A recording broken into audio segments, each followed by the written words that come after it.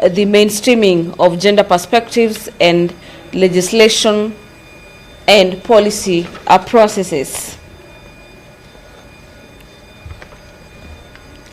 Senator Hamida Kibwana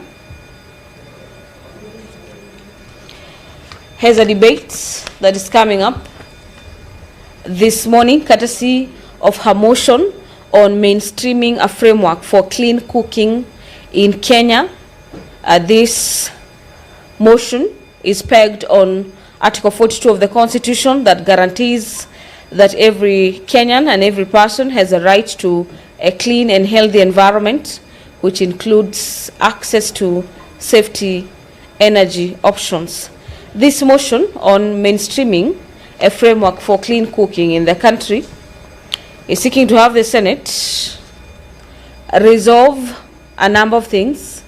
Among the resolutions is that the Council of Governors develops a county-level policy, a framework, budgets that mainstream clean cooking into devolved energy and health function, that the National Treasury, the Ministry of Energy, prioritizes clean cooking in financing frameworks, including result-based financing and blended finance models to de-risk private investment. And finally, that the county governments engage the private sector actors and community organizations to expand clean cooking access, creation of jobs, and the reduction of pressure on forest resources.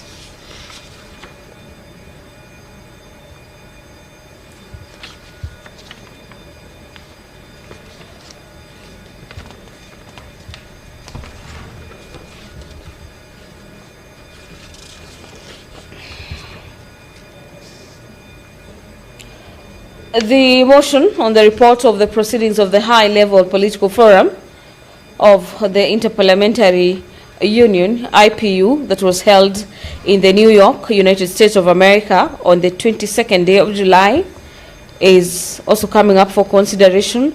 This is a motion by Senator Fatuma Dulo, the Senator for Isiolo County, who is seeking to have the Senate note the report of the proceedings of the high-level political forum of the Interparliamentary Union, IPU, that was held in the USA on the 22nd day of July, the year being 2025. When we have these proceedings happening in foreign countries, we usually have members of the Senate representing Parliament of Kenya, and after the conclusion of these proceedings, be it parliamentary forums or conferences, those tasked with the responsibility of representing the National Assembly or the Senate are required to bring a report on the proceedings, and these reports are usually considered by the House courtesy of the motions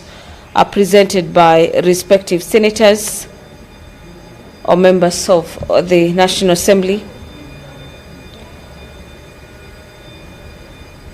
The report of the proceedings of the Parliamentarians' Dialogue or the Africa Climate Change Summit is among that particular motion or examples of where parliamentarians hold dialogues with other foreign members of parliament representing various parliaments from wherever they'll be coming from, the respective countries.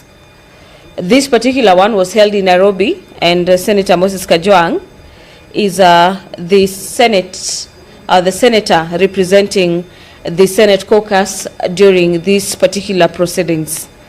But away from these conferences and parliamentary dialogues, the Senate will this morning be considering the provision of IFMIS reports for the county governments to the Senate.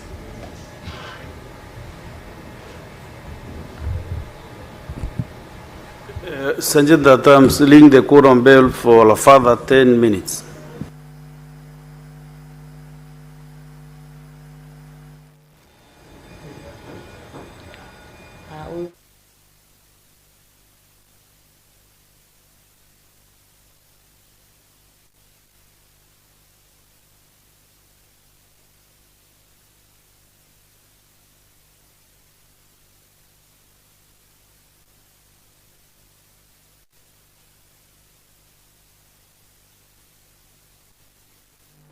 On the senators, we now have quorum. Clerk, read out the first one. Order number 1, administration of oath. Next one. Order number 2, communication from the chair. Next one. Order number 3, messages. Next one. Order number 4, petitions. Next one. Order number 5, papers. Next one. Order number 6, notices of motion. Next one. Order number 7, questions and statements. Next one. Order number 8, motion, debate on the President's address to Parliament, second day. Resumption of debate interrupted on Tuesday, 25th November, 2025. Very well. Senator Daniel Manzo, you have a balance of 11 minutes. If you so wish, you can utilize them. Thank you, Mr. Speaker. Mr. Speaker, the presidential debate, that is what we call a sovereign investment. Mr. Speaker, the biggest investment the country can make are the people of Kenya. Mr. Speaker, the lives of people of Kenya is very important, Mr. Speaker. And that's why health comes in very handy. The health of the people, making sure that when people get sick, get treated in good time. And to reduce diseases, Mr. Speaker, you need to have plenty of clean water supplied to Kenyans as required in the Constitution. Mr. Speaker, when there is clean water,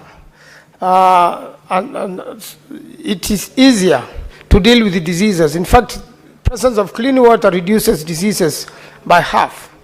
But Mr. Speaker, what has been disturbing of this regime and of latest, following the demonstrations, Mr. Speaker, a lot of young people were killed in the country and quite a number injured, some of them who are still in the hospital up to today.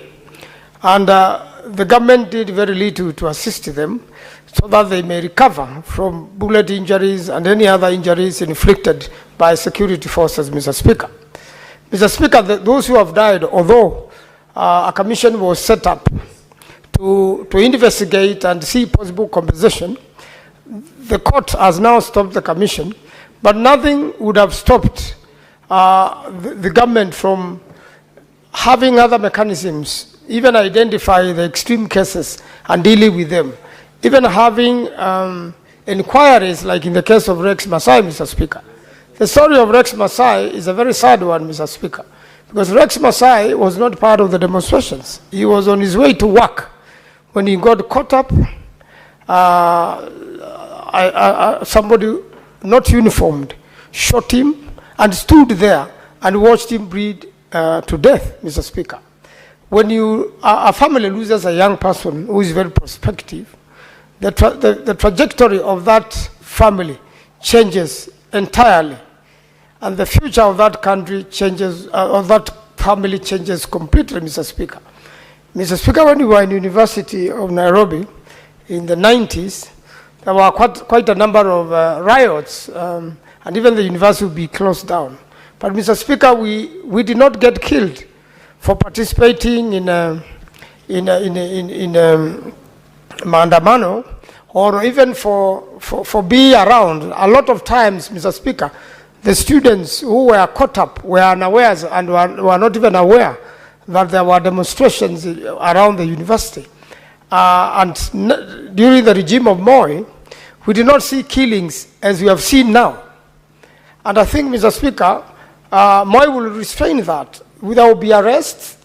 And I remember even up to the year 2000, I will represent quite a number of students in Makandara or Kibera courts charged with participating in demonstration, and they were all acquitted, Mr. Speaker. But we did not have killings as it is. Mr. Speaker, for example, if I was caught up in such a demonstration and a police officer or somebody shot me dead, the future of my family would have changed completely. If all the 47 senators here were shot in a university demonstration, then the Senate would be different today, Mr. Speaker. And therefore, there must be a way of making sure no more killings happen for young people who participate in constitutional or constitutionally approved demonstrations or any form of demonstration, Mr. Speaker. It is really not in good faith, Mr. Speaker, for somebody who is not harmed at all to be shot dead. Or at least, there must be another way, but not killing, when dealing with demonstrations, Mr. Speaker. And Mr. Speaker, I do believe, even from those days when you see the demonstration at the university, if you don't bother them, they don't bother you. But the moment you provoke a demonstrator with a gunshot or a tear gas, then the whole matter changes and becomes chaotic. And therefore, the law is very clear on what should happen. There should be proclamation. There should be, people should be given time to clear.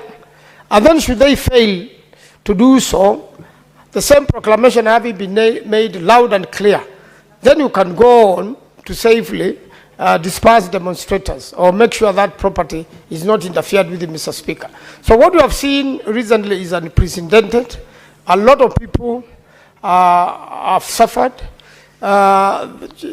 Innocent, well-meaning young people like Rex Masai died. There has been some court proceedings on the establishment of those who could be probable or could have participated or could have actually killed him. Mr. Speaker, that's not sufficient. The killer of Rex Masai, in my opinion, is cast forever. The best way to deal with this, if one knows there was a misadventure, they should have come forward and said sorry, and then reconciliation goes on, because once a life is lost, it's gone. But we must make sure in future we don't lose young people in hundreds of them. This is the future of the country. And Mr. Speaker, if we really don't preserve lives, any other plan we have for the nation doesn't matter, because we only plan and make good plans for lives. We must first preserve lives of Kenyans so that we can go on and invest. Mr. Speaker, if you are to help with the so-called selling of state machineries or state properties to raise money for development, Mr. Speaker, an example is Kenya Pipeline. Mr. Speaker, pipeline is a fixed asset, and it is generating a lot of money for the country. Mr. Speaker, the pipeline generates 7 billion shillings every year. It is a private company fully owned by Minister of Finance, and they make this collection, Mr. Speaker. Unless you expand the pipeline to Uganda, it's a fixed asset. It's working 24 hours. Most probably, unless you sell fuel higher, it can't make more profits as such. And if you sell it to private people, they're the ones who are going to be getting the profits and put it in their pockets. So unless you are expanding to the border and to Uganda and to other countries, Mr. Speaker, that investment by selling it is not going to help the country at all. And any other state corporations be sold for this particular matter, I think is totally misguided.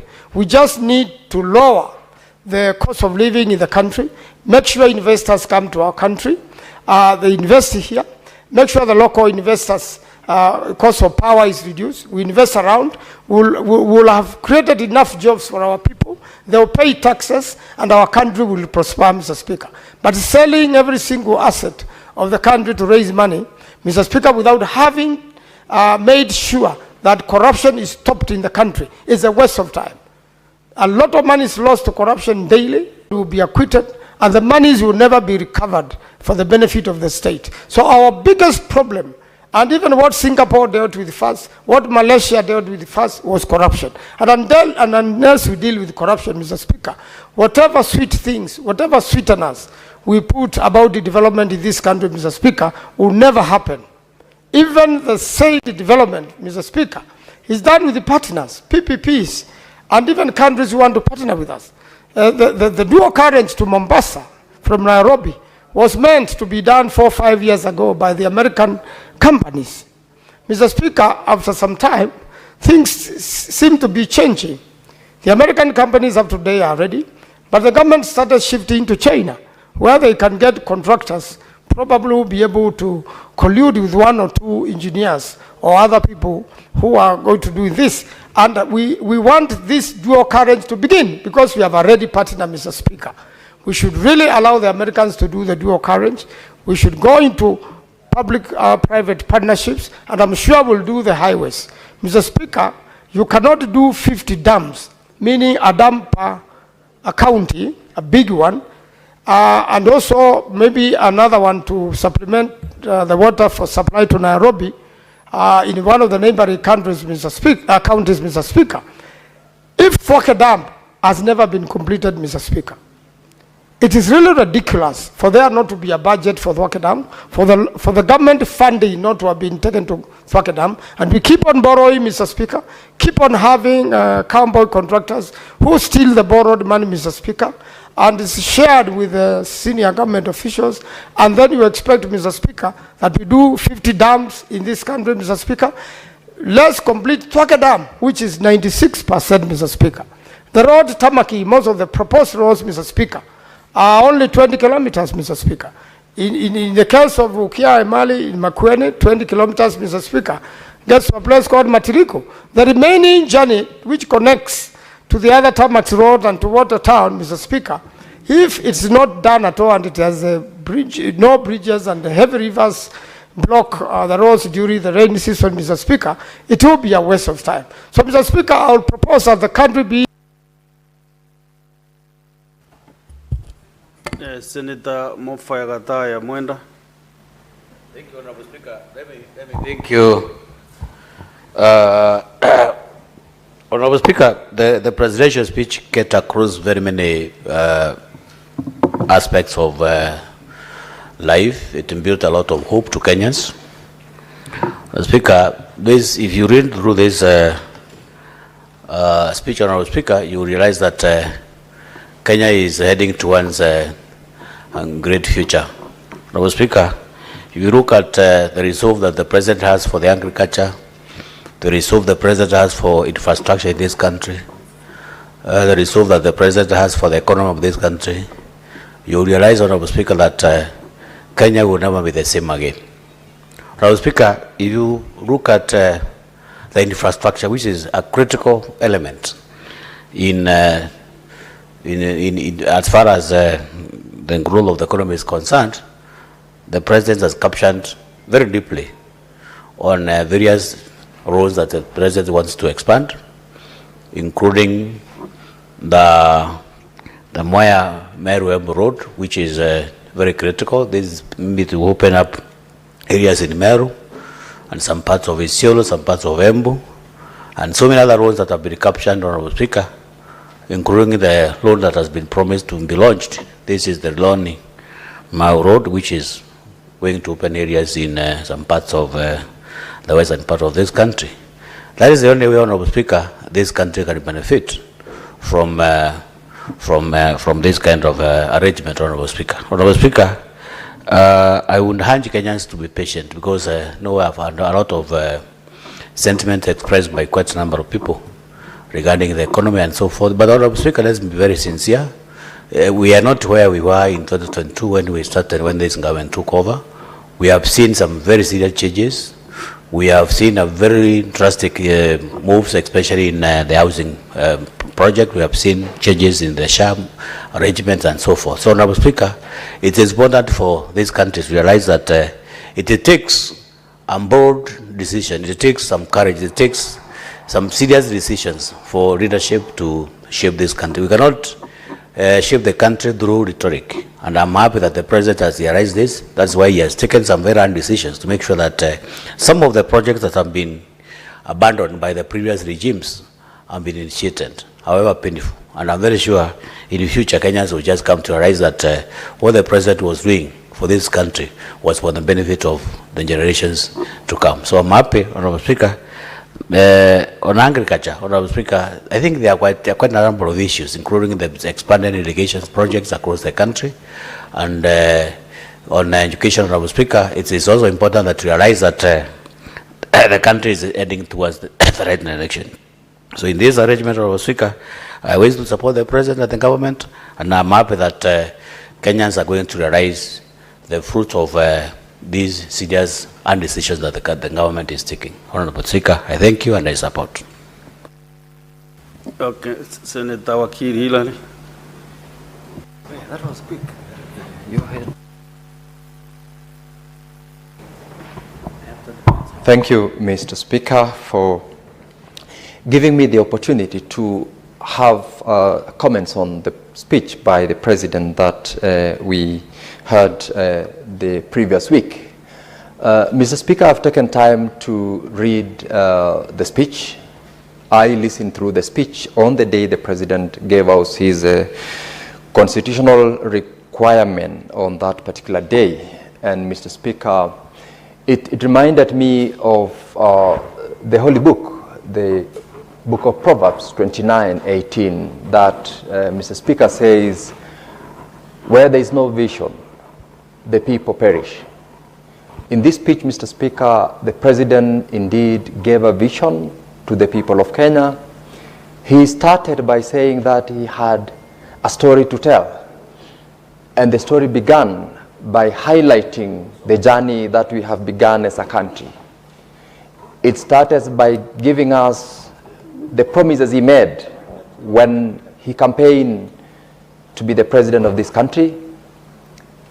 It went ahead to explain the things that have been done, the attempts that have been done, and Mr. Speaker gave us a number of statistics in form of what he called hard evidence of what achievements the government has achieved in the period that it has been in power.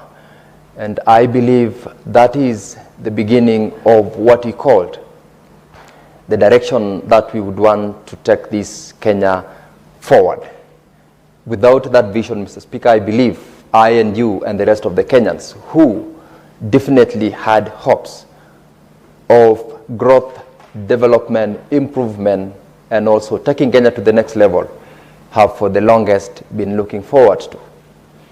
It is given, Mr. Speaker, that it is not possible to say that whatever the President on that particular day spoke of has an element of clean, unchallenged issues that comes with it. It is one of the places where we all look at as a basis of improvement in terms of economy of the country and the sectors that the President spoke to. And Mr. Speaker, as a Kenyan, as a leader sitting in this house, it gave me a challenge, especially in the specific areas that he highlighted, where he has a vision as a leader and sought for the support, not only of those leaders who are in office, but the rest of the Kenyans to make sure that that is achieved.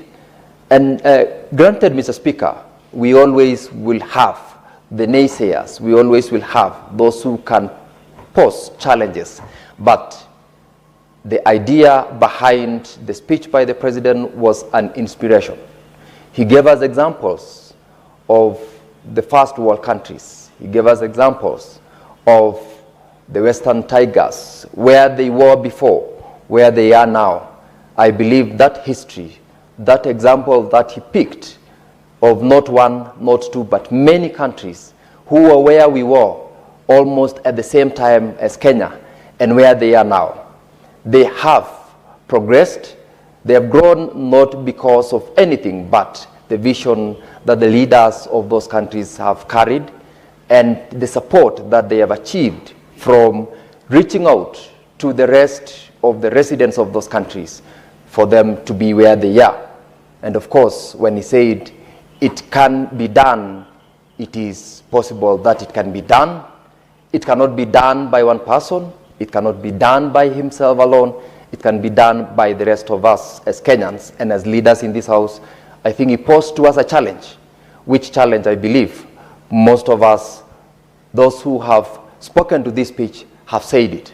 Some have said this was a speech which did not have programs specific to implementations, but I listened to it, I've looked at it, and I know it is a speech that inspires many to ask of ourselves, what is it that we can do at our level to support this vision, to support the programs that have been started, so that those who are ongoing are implemented in conclusion. Those who are yet to start can be started without necessarily getting obstacles that will derail the implementation, and ultimately it will derail the benefit that we are looking at as Kenyans. Mr. Speaker, to be very specific in a number of the areas that the President highlighted, it would be prudent of me to also pick them, because he told us that he's convinced that where we are is the beginning of most of the ideas that he had. Having said that, he has a story to tell. He also gave us a progress report on a number of issues. Mr. Speaker, among the areas that the President gave us highlights as areas where we have progressed is the inflation of this country, which was at 9.6% in the year 2022 when he got into office, until where we are now at 4.6. I believe that every Kenyan do appreciate the fact that we are not where we were in the time the President William Ruto and Kenya Kwanza government took office. This is an improvement that is supported and everyone acknowledges. At least, Mr. Speaker, we are speaking, if we are not even agreeing with this speech, we are speaking about an improvement. Whether it is 4.6 as is laid out in his speech or 9.6, the conversation is that the condition of this country in terms of inflation is not where we were 3 years ago. It might not be where he said, which I dare to say it is, because the statistics that he gave us, the statistics that we do have in form of the exchange rate of the dollar, for example, Mr. Speaker, was at the time of him taking over power 167. It was soaring. Right now, it has been stable for the last almost 1 year at 129. That, in my view, Mr. Speaker, is an improvement that we cannot ignore. The GDP of this country has grown. It continues to grow. And, Mr. Speaker, the President said this is the report card that is asking Kenyans to support and ensure that whatever programs that is laid out needs the support, needs the implementation of the Kenyans to make sure that we improve and we sustain that improvement going forward. Mr. Speaker, the aspect on the agriculture, because he highlighted 3 specific things. He spoke about agriculture, spoke about education, spoke about the infrastructure. And Mr. Speaker, it is indeed true, and it's a fact, that implementation of the subsidy program on agriculture has improved the food production. It has improved cash payments to those farmers, whether in the coffee sector, sugar sector. It has largely grown from where it was to where it is now, courtesy of this program that was implemented by the government of President William Ruto. I come from a tea growing zone. The statistics he gave us in paragraph 49 of his speech spoke about an improvement of from 138 billion in the year 2022 to Kenya shillings 215 billion in the year 2024. This, Mr. Speaker, is, according to his speech, a 56% improvement in the tea sector. Part of the greatest challenge, and Mr. Speaker, I am aware last week you are hosting the committee in your county that is seeking to establish the discrepancy and the differences in terms of earnings to the farmers in the tea sector. The improvement the President is referring to in this paragraph does not, in some areas, reflect what the farmer down there is earning from the tea sector. And, Mr. Speaker, I'm happy that as part of an improvement program and as part of an inquiry as to this distinction is what that committee is doing. And the people from Bomet, from Kericho, from your area that are not directly benefiting from these statistics, and of course I know they will say this is not true, is largely attributed to not only the growth that the President spoke about, but to the management style and the governance that we have had in those institutions that are managing the tea sector in the west of the Rift and the east of the Rift. Mr. Speaker, I believe that once that particular committee concludes on its investigation and inquiry, we shall be able to directly appreciate the fact that the 56% improvement that the Speaker, that the President referred to in his speech is in the larger this sector, but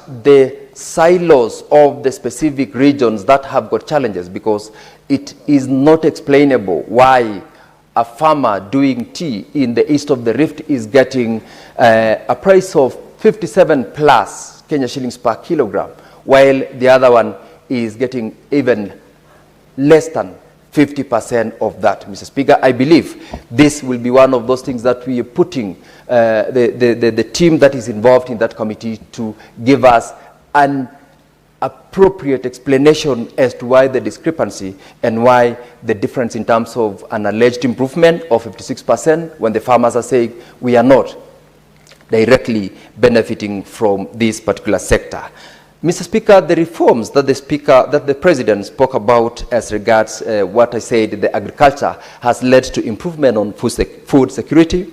It has definitely raised the income to the farmer, and I believe that as a consequence, we have improved on our export earnings, not only limited to the agriculture sector, but related areas, including industrialization, where if we were to go by the vision and get the support that it is asking for, Mr. Speaker, we will largely improve, and Kenyans will, out of this program, develop. Mr. Speaker, when he spoke about the development, the improvement, the governance in the health sector, he gave us statistics about the health promoters, gave us statistics about the beneficiaries who have directly benefited from the program of the government to pay those who are unable to pay for themselves at a premium being paid to Kenyans.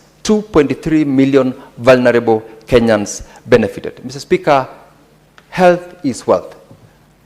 Where one member of a family is unhealthy, is sick, bedridden, the rest of the family members are deemed, in most cases, to be sick, not because they are directly, or the issue would be that all are thinking what is going to happen next in terms of the hospital bills, in terms of the home care, in terms of every other obligation that comes to a relative, a member of a family, to take care of a sick brother, sister, mother, child, or parent.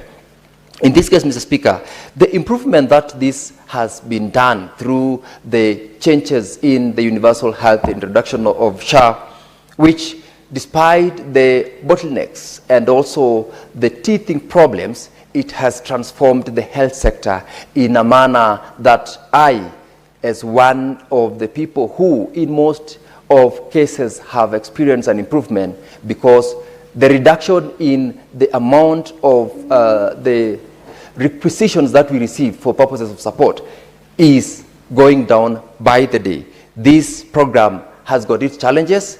It is appreciated that going forward and over time, we will definitely improve. And the most important, and where I was very happy about, is the proposal that the government, as at beginning 1st of December 2025, will have an increase in SHA cancer benefits package from Kenya shillings 550,000 to Kenya shillings 800,000.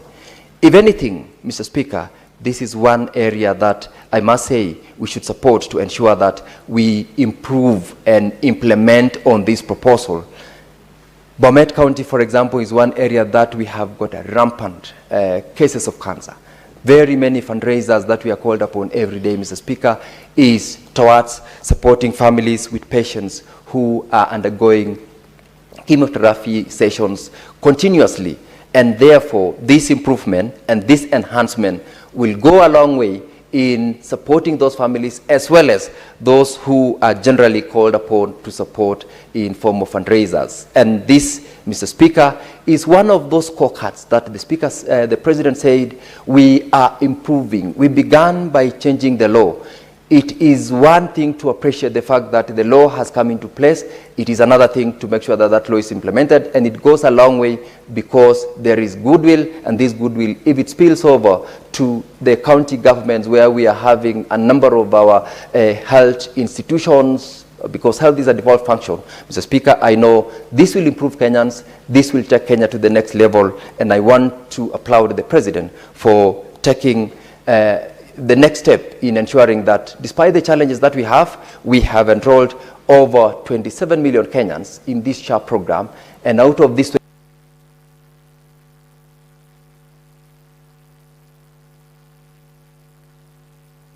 Senator Wakili, you are not observant on your timing. Let me give him 30 seconds to put a full stop.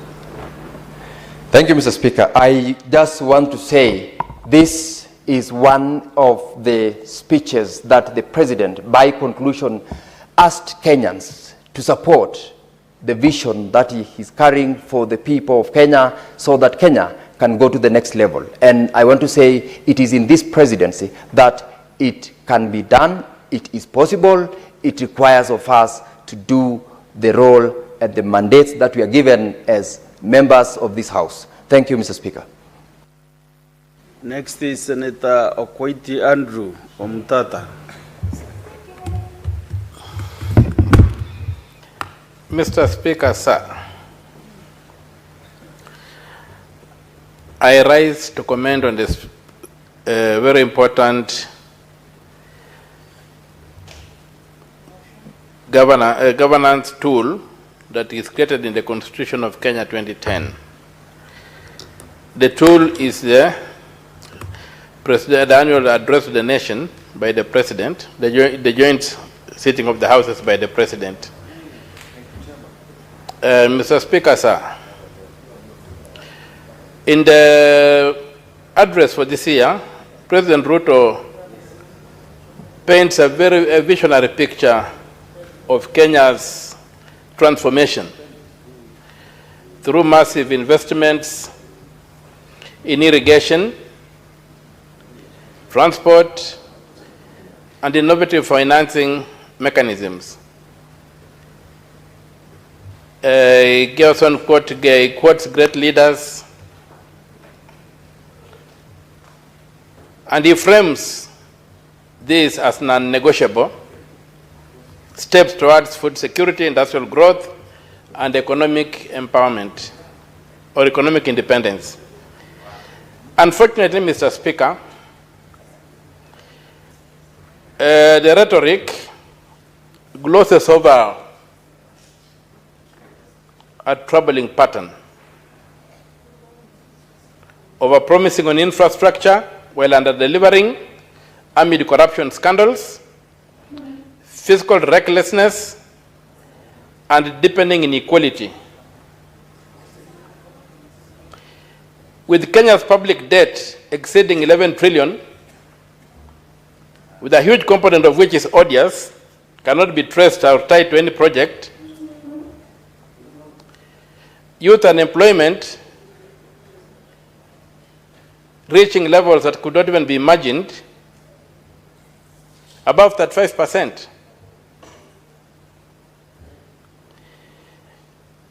The priorities the President presents will make the situation worse and not resolve them.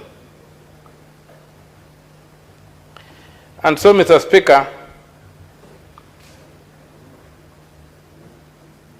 the vivid picture of mega dams, boundless energy, gleaning infrastructure, must not blind us. The grandeur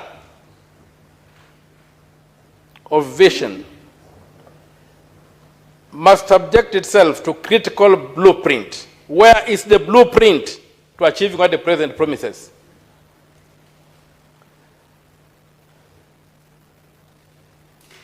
Having listened to His Excellency, having read his speech,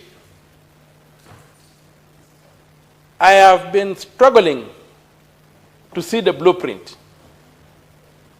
There is no blueprint in that speech. The speech is largely a case of wishful thinking. It ignores the present. It does not address the socioeconomic and environmental costs.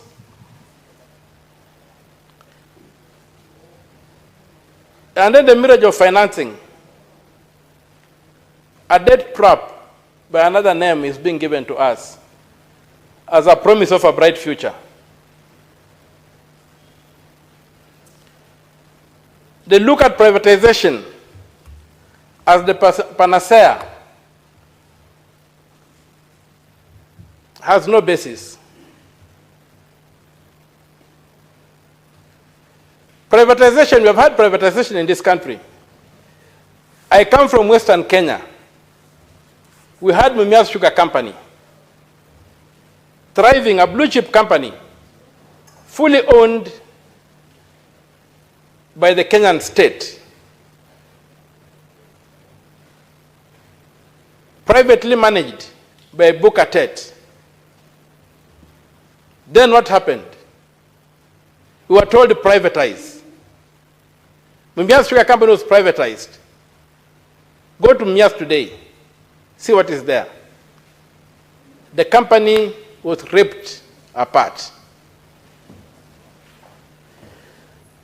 We must distinguish between ownership and management. Is the problem management or is the problem ownership by the state? You have been told that KPC is going to be privatized and is in the process of being privatized. And that when they privatized Kenya Pipeline Company, more Kenyans will have an opportunity to own it. Arrant nonsense. I thought that right now, all Kenyans own KPC. When it's owned by the ministry, by the state, it's owned by every Kenyan. Where does the narrative come out that KPC, when being privatized, will now result in more Kenyans owning it? Unless we're talking about privileged and well-connected Kenyans capturing it, state capture, capturing those assets.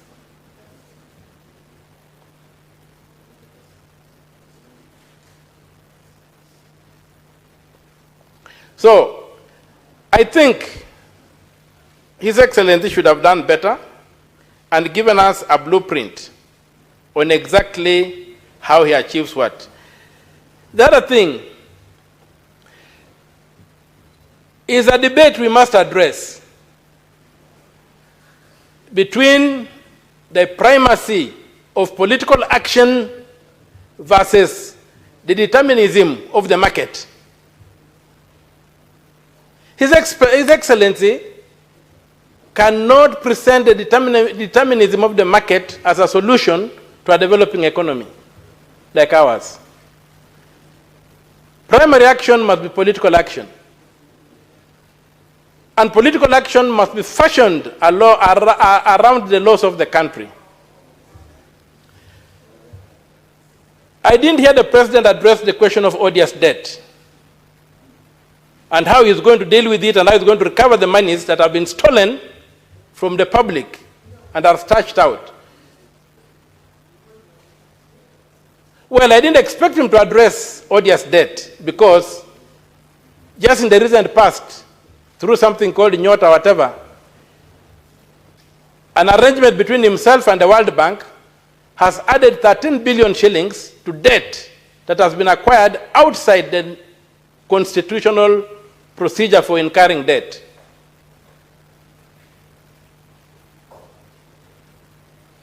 He's bribing the population with handouts.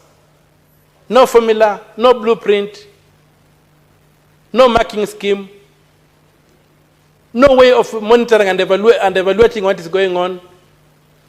Total chaos. Chaos cannot be the crucible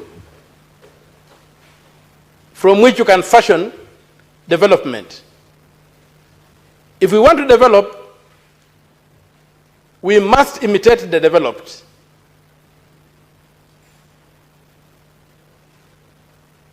we must look at the critical sectors of the economy. We must look at governance. What are we spending money on? We have one of the largest governments since independence, bloated, obese, unhealthy. Too many principal secretaries, duplicious, doing nothing.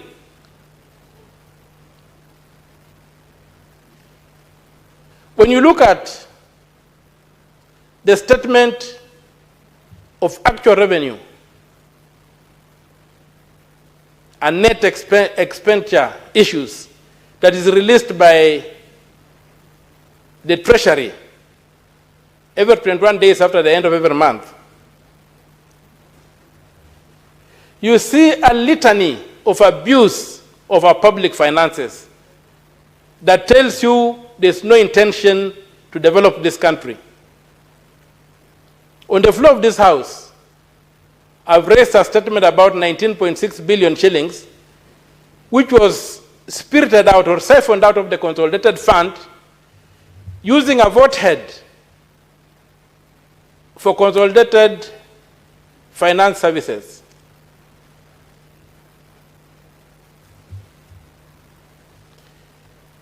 Mr. Speaker, it's a very sad day for me. It was a very sad day for me sitting and listening to that speech.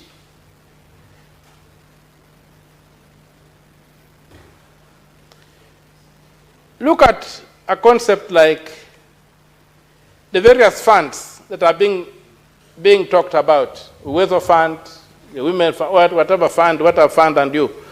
You look at Article 206 of the Constitution, it tells you how to establish a fund. It must be established by an Act of Parliament. Where is the Act of Parliament establishing the Weather Fund or the Women's Fund or whatever, all these funny funds we have? Secondly, when these funds are set up, they cannot take money from the consolidated fund. Funds must be financed by money excluded from the consolidated fund. So we celebrate and we believe that we shall break the law to achieve progress. There is no choice between the law and development in this country. There's no choice. If we want to develop, we must follow the law. If we don't want to develop, then we break the law. There's no choice. The law and development are not mutually exclusive. The law and development are two legs upon which this nation must walk. Assuming the nation is a human being, if or four legs, if it's a four-legged animal. So, His Excellency's speech to me was simply a public relations exercise. It was simply for him to demonstrate his skills at public speaking. He speaks very well in the public, and he did well. But it was devoid of substance, devoid of a blueprint, devoid of a marking scheme.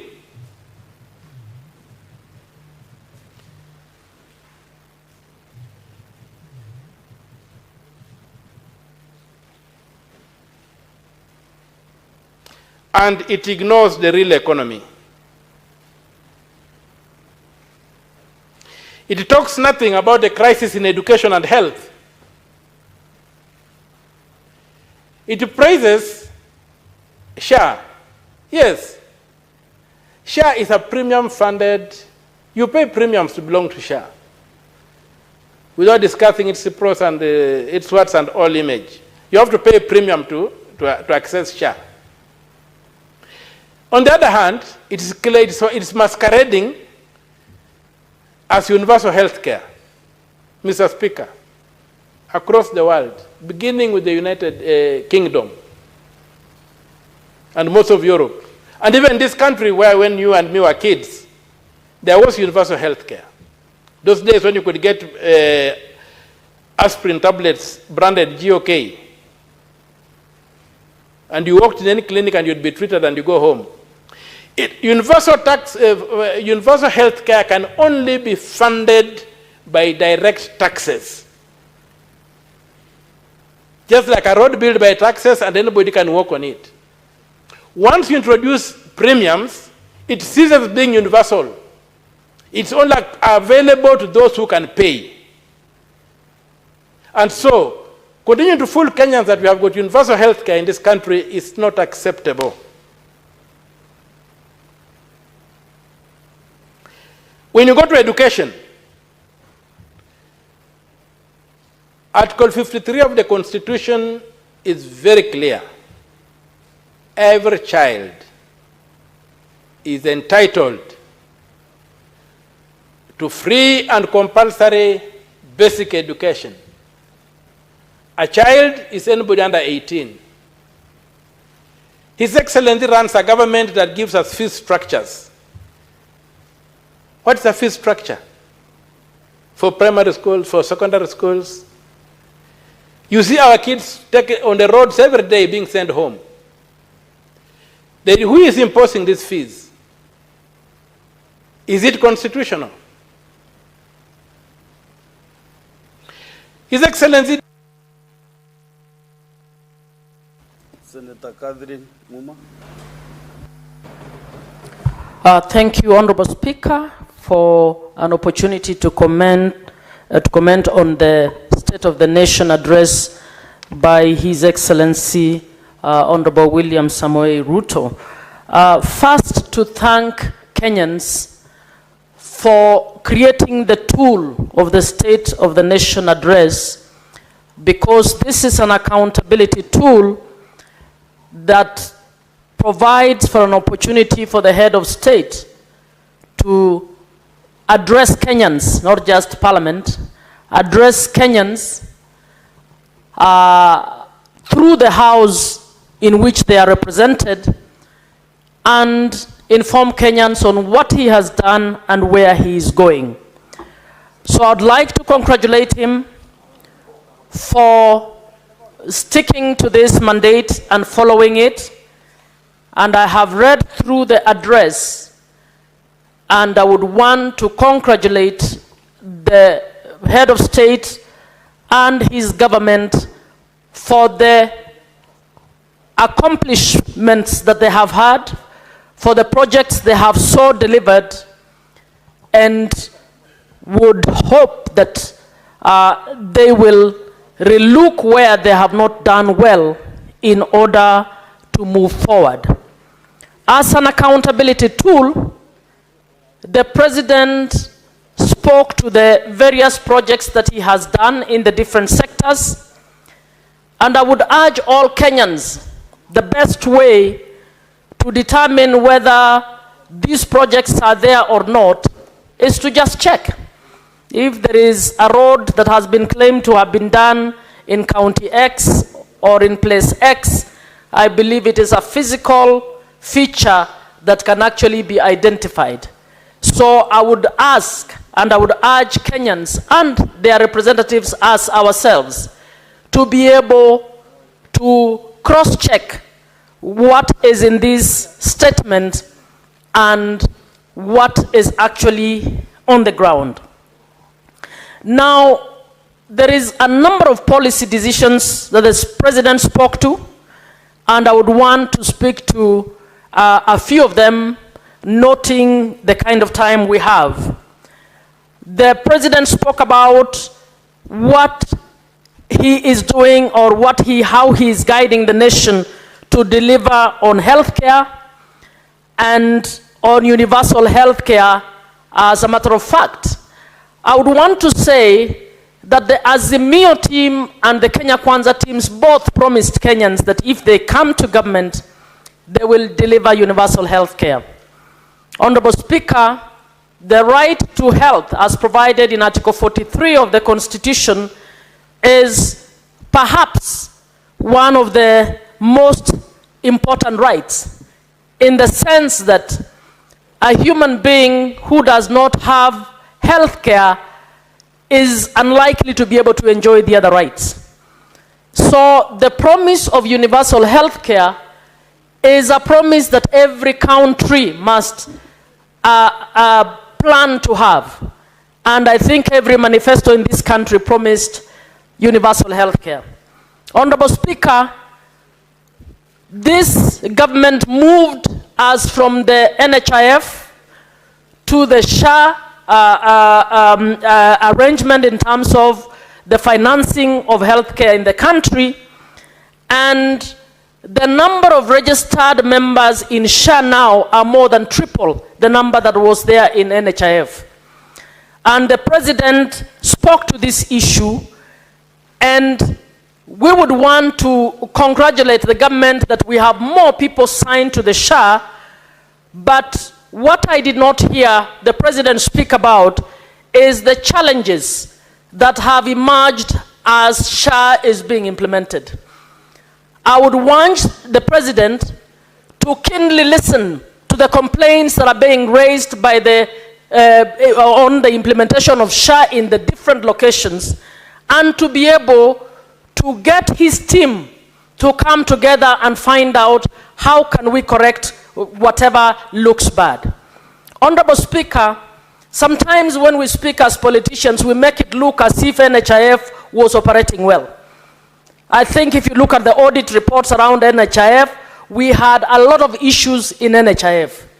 I would want the President to be able to filter the key issues that were negative about NHIF, to also listen to what is being said about SHA that is not working, and to get his team to respond to that. That way, the ambitious program to get every household covered in healthcare then will be achieved. Honorable Speaker, we must not kid ourselves. For us to be able to handhold each household on healthcare will require exponential amounts of monies. And whether we get them from taxes or whatever innovation we come up with, the people of Kenya will collectively bear that burden.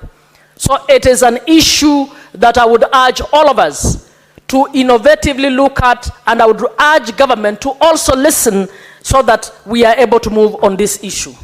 Honorable Speaker, the other issue that the President spoke about was education. The President, this government has done well in employing more teachers. We still need more teachers to be employed. We have students receiving capitation. But Honorable Speaker, I think the bulk of our students, particularly after the O levels, are not able to find their way into tertiary institutions to get the skills that we need for enterprise. My take would be that the head of state should again find out which is this innovative way in which we can invest better for education to truly be an equitable asset for every Kenyan. Honorable Speaker, in his 4 points, the head of state talked about establishing a state department that will deal with matters, science, and research. I would want to congratulate the President for this, for the reason that the world is now being driven by technology, digital technology in particular, and science is what we require right now to operationalize the industrial parks that we've been speaking about. Honorable Speaker, it is good to note that this government has seen the large gap or the huge gap of previous governments not investing enough in our universities, not investing enough in science, not investing enough in technology. And I would hope that that promise, which is the first among his 4 points, next steps, will be taken seriously. Honorable Speaker, I represent the Senate in the IPU, and I serve on the Science and Technology Committee, and one of the things that are emerging is that as the world develops digitally and technologically, it is also creating the biggest gap in terms of inequity among the poor nations, the poor persons, and those who have it. This is also happening in Kenya. Honorable Speaker, we have learners in universities from poor families who are not able to learn at par in an age where university has made virtual learning to be the bulk of the methodology of learning. We have students who have very basic phones, and they are typing on those phones, they are latching around areas with bundles in order to be able to participate. While their colleagues who come from able families have top of the state-of-the-art laptops and are actually having their studies better enabled. So I would urge that the president, to back up his number one next step, must invest in the public digital infrastructure. I would want to hear the way he's speaking about the physical infrastructure in terms of roads.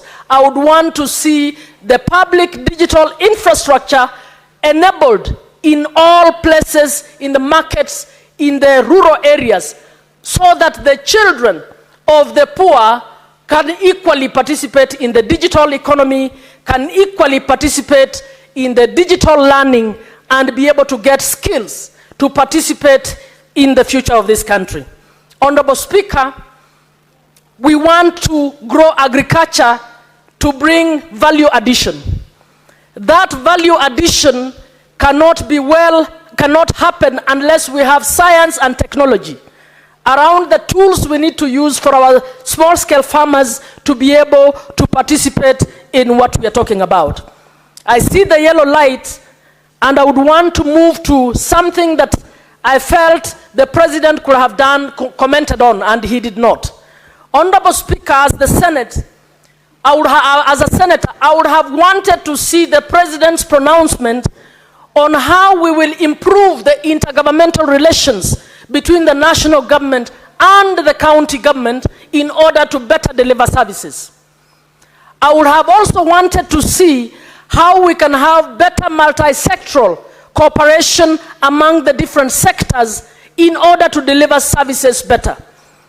I would want to urge the president, if he were to be listening, that it is better for this country when they go to cabinet not to have departments that are acting in silos. We would want to have departments that are supporting each other in order for the resource that we have to actually be stretched enough to deliver on all that we need to deliver. I would also want to urge, on the point of science and technology, that the Senate and the National Assembly actually set up science and technology committees to be able to oversight the department that is coming up on science and technology, because that is going to be the key driver of where we are going next. And as you can see, it is the number one next step for the president. So I'm urging that we all consider this, looking at that, readjust ourselves, because we are that monitoring and evaluation mechanism. We are that oversight mechanism that should be assisting to see whether we can hold the president accountable to what he has said. So I'm urging that we as Parliament also readjust, organize ourselves in order to create the relevant committees that will be able to deliver on this issue. As I finalize, speaking about interconnectivity, I would want to see better interconnectivity or interrelations between the agriculture and the health sector. Honorable Speaker, without going far, I would want the president to take keener interest in the dumping by Europe of poisons that are being used in the agriculture sector in this country and that are making our produce not to be competitive out there, but as well as actually harming the health of our people. I would want to see him be champion an operational scheme, a regulatory scheme, noting that national government is the one in charge of regulations to ensure that we put in place standards that are not poisoning our people, harming our health, but also making us not to be competitive in terms of our produce that we are exporting to other countries. So even as I speak to this, I would want to see the president picking these issues that are actually harming us and encouraging the kind of regulation that will enable us to be able to work on this. Finally, I was disappointed. I would have wanted to listen or to hear the president speak broadly about the issue of security, particularly excesses within the police. It would have helped, and I make reference to the 10-point that we have, 10-point agenda that we have as ODM with the Kenya Kwanza government. We are keen, being a rights-based party, we are keen on ensuring that we get justice for those who have been harmed where excessive force was used. It would have been kind for the president to speak to the issue of security in this country, to assure the people of Kenya, particularly the youth of Kenya, that as we move forward, we are creating the necessary discipline within our forces to ensure that, one, we exercise our democracy in a manner that befits the constitution of our country, but at the same time that we are training our officers to actually just do their job without the excesses. So as I finalize, I look forward to a greater oversight mechanism, which I believe starts with this House. It is not an oversight that is established by the president, but it's an oversight that must be established by this House to be able next year to hold the head of state accountable to say, you said you would do this, did you? Very well. Next is Senator Mudiki Alexander Munyi. Okay, asante Bwana Spika kwa kunipa nafasi niweze kuchangia mjadala unaoendelea kuhusu statement ambaye rais alisoma siku ya Alhamisi. Ni kushukuru sana kwa sababu ya serikali ya Kenya Kwanza ya William Ruto na pia serikali ya muungano na ile kazi amefanya kwa kipindi ya miaka 3. Kwa sababu yeye naweza kusema ni shujaa, kwa sababu isipokuwa ni Mwenyezi Mungu hatungekuwa tumefika pahali tuko, kwa sababu alijaribu sana wakati tulichagua na kulitokea vita ya hapa na pale, lakini baadaye akakumbali pia watu wa opposition kama ODM yaweze kuingia kwa serikali, na hata kama watu wengine walikasirika, saa hii bali tuko tunaendelea vizuri sana, kwa sababu ni serikali ya muungano ya William Ruto na pia mawaziri na pia makamu wake Profesa Abraham Kithure. Mambo mengi kutoka kwa hii kipindi ya miaka 2 tumeona tukiendelea vizuri. Kwa hivyo ni pongezi kwa rais wa Kenya kwa kukubali kufanya na kila mmoja na kufanya na kaunti zote 47 na pia magavana wote. Kwa sababu ingekuwa ni watu wengine hatungekuwa tumefika pahali tuko, kwa sababu angekubali watu wa opposition wakuje kwa serikali. Kwa hivyo mimi naunga mkono kwa ile kazi anaendelea kufanya. Na pia mimi nakosoa wale watu wanapinga hii serikali kwa sababu ya budget mpaka ingekuwa kubwa sana Bwana Spika, kwa sababu anafanya na kaunti zote, afanyi na wale watu walimchagua, wale wa kumchagua na walimchagua anafanya pamoja. Kwa hiyo Bwana Spika, naunga hii mjadala mkono. Bwana Spika, yale aligusia ni mambo ya agriculture, na mambo ya agriculture katika kwa hii kipindi inaendelea vizuri, na ninaongea kuhusu agriculture kwa sababu Bwana Spika ni mimi mwenyekiti mdogo wa kiti ya mambo ya agriculture. Mambo ya agriculture Bwana Spika, kwa kipindi ya miaka 3 wakati hii serikali iliingia kwa uongozi, mambo ya kahawa, manjani, makandamia, masiwa na vitu zingine ilikuwa bei ya juu. Na pia tunajua mambo ya agriculture iko kibao kwa hii serikali, kwa sababu kila mtu ule ameenda nyumbani na ule anjaenda, ule anafanya kazi na ule afanyi. Saa hii mambo yote imerudi mambo ya agriculture. Na saa hii kama kahawa ilikuwa pesa kidogo, na saa hii kilo moja inatoka shilingi 150. Mambo ya majani ilikuwa 40, saa hii inatoka 70. Mambo ya maziwa ilikuwa 35, saa hii Bwana Spika inatoka 45, na tunataka iendelee mpaka ifike shilingi 50. Bwana Spika aliongea mambo mengi sana mazuri ya agriculture, kwa sababu Bwana Spika kitu inaitwa kama ni fertilizer ilikuwa shilingi 7,000, na akang'ang'ana Bwana Spika saa hii subsidized fertilizer inafikia mwananchi masinani ikiwa natoka 2,000 na 2,500, na pia mahindi na vile vitu ya kupanda pia tumeona ikienda masinani. Kwa hivyo mambo ya agriculture inafanya vizuri. Yale akuhusia Bwana Spika ni mambo ya mirasi kumugoka, na tunaomba pia wakati ule mwingine anjaribu kusaidia pia wale watu wanalima mrasi kumugoka, ndio iwe value addition kama sile vitu zingine, na pia kutafutia watu wale wanalima mrasi kumugoka soko uko nje kama vile majani, kahawa na kila kitu inafanya kuhusu agriculture. Kwa hiyo Bwana Spika, mambo ya agriculture amejaribu sana, na mambo mengine amejaribu. Bwana Spika, mambo mengine aligusia ni kuhusu afya. Kutoka mambo ya afya alisema mambo ya saa, na saa imesaidia watu wengi sana.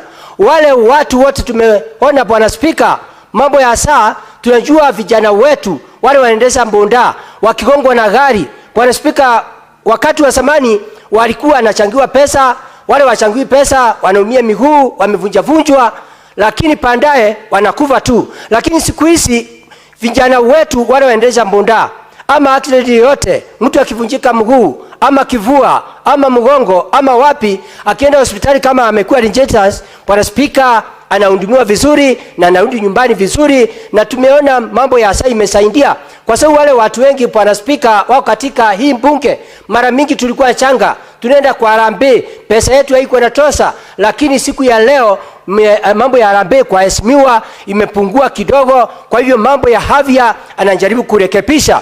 Bwana Spika, mambo mengine aligusia ni mambo ya parapara. Mambo ya parapara katika kaunti 47 hakuna saa hii parapara ile kidogo ambaye sinaenda masinani, nyingi zimeenda kuwekwa lami kwa sababu alisema atafanya na kaunti zote 47.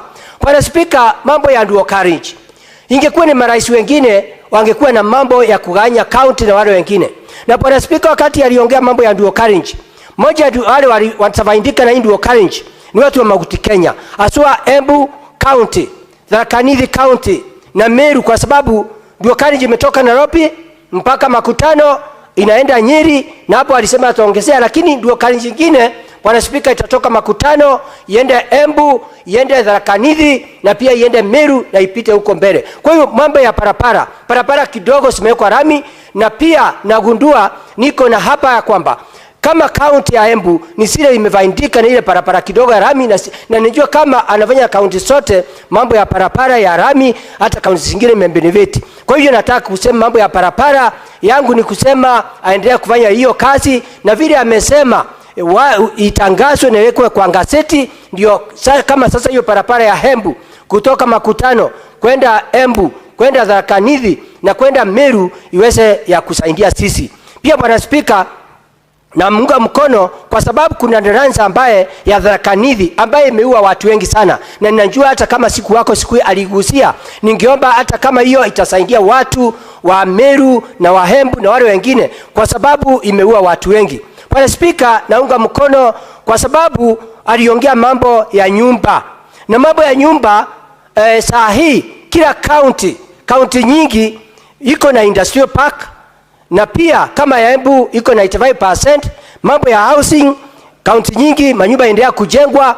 Wale watu mama mboga, wale watu wana pesa, wale walikuwa na shinda kuwatoa kwa silabu na kuwapatia manyumba, pia hiyo kazi amejaribu kuangana kusaidia, ndio kuonekane matajiri bereni walikuwa wanajipiga kivua. Lakini saa hii hata nyumba ya pesa kidogo, vijana wetu mama mboga na wale watu wengine hata wenyewe wajivunie kulala kwa manyumba ya mawe na manyumba ya ngoroba kama wale watu wengine. Kwa sababu watu wengine wasikia umbaya, kwa sababu najua miaka ikiendelea tukienda kumalizia, kila mtu atakuwa na nyumba, na wale watu mateberi wale wako na manyumba ya kondesha, ndio sasa wako na shinda, kwa sababu walikuwa wanajua watakuwa wakinyanyasha watu. Bwana Spika, mambo ya elimu pia aligusia. Bwana Spika, mambo ya elimu hakujawahi kuonekana kwa hiyo kipindi ya miaka ingine mtu ameajiri walimu kama wale wameajiriwa na serikali ya William Ruto. Wakati ameingia kwa kipindi ya miaka 3, Bwana Spika, ameajiri walimu 70,000, kitu ya maajabu. Na pia saa hii ametangaza ataajiri walimu wengine 20,000. Na pia mambo ya TVET, kila county iko na TVET, walimu wengi sana wa TVET wameajiriwa. Kwa hiyo mambo ya elimu amejaribu kuinua, hata kama kuna changamoto kidogo ama kuna shinda ya pesa ya kupeleka kwa shule, watoto wetu wako na shinda, iende ikawa ni hapo arainishe vizuri. Bwana Spika, aongee na Treasury, ndio Treasury iwe ikituma pesa ya kusaidia wanafunzi mapema kuliko kusherehesha. Bwana Spika, mambo mengine aligusia ni mambo ya pia ya dams. Mambo ya dams, county nyingi imebenefit. Kama najua Kitui kuna damu inajengwa, na pia katika Embu County kuna damu, tuko na damu 3. Lakini Bwana Spika, mambo ya maji, kuna damu ya those ambayo itavaindisha watu wa Runyenjes na watu wa Mbere South, bali kuna by election tuweze kuona kilimo yetu itaendelea vizuri, kwa sababu kilimo ya huko inaendelea vizuri, lakini unakuta mambo kama hakuna maji, kilimo yaendelee vizuri. Kwa hiyo Bwana Spika, mimi naunga mkono. Kwa hiyo ningemuomba ile damu uweze kufanya kujengwa haraka uwezekanavyo, ndio ile kilimo yetu ya mirasi tukumuka ukute inaendelea vizuri. Kwa hiyo Bwana Spika, mimi nasema serikali hii ya William Ruto inaendelea kufanya kazi vizuri, na serikali ya broad based yangu ni kusema Bwana Spika, kuna watu wapinga hii maneno, na watu nataka niwaambie, hata Rome haikujengwa na siku moja. Ni tumpe nafasi. Kwa hii kipindi imebakia ya miaka 2, tuweze kuona atafanya kazi namna gani, na pia tuombe Mungu hiyo miaka 2 ikiisha, pia tuwape nafasi na makamu wake Profesa Abraham Kidikidhure, tuone kama tutaongezea miaka ingine 5, ndio tuweze kuona mambo ya maendeleo inaenda namna gani. Pia Bwana Spika, aligusia mambo ya kazi. Hata kama aliajiri walimu, kuna mambo anaendelea kutengeneza mambo ya kazi manjuu, ingawa iko na changamoto, kuna shinda hapa na pale. Mambo ya kazi kule majuu imeleta shinda kidogo, lakini tunaomba serikali iweze kulainisha vizuri, kwa sababu vijana wetu wale wana kazi hapa, watu wengi wampata kazi kule. Mambo tu ni waziri walipa aweze kuangalia na ambassador vile mambo italainisha, ndio vijana wetu na wasichana wetu wasiwe wakumia mambo ya kazi manjuu. Kwa hiyo Bwana Spika, mimi nikiwa senator wa Embu County naunga mkono hii serikali ya muungano, na pia ile kazi inafanya serikali ya William Ruto na makamu wake Profesa Abraham Kidikidhure, na pia na mawaziri na mambo ya accountability. Shinda tu ni kuomba tu wale watu wamesembea kazini watimuliwe, ndio vijana wetu waweze kupata kazi. Kwa hiyo Bwana Spika, nikiwa senator wa Embu County Alexander Munyimudigi daktari, mimi naunga mkono mambo ya hii mjadala. Asante sana Bwana Spika. Asante Daktari Mudigi. Sasa tunaenda kwa Senator Consolata Nabwire.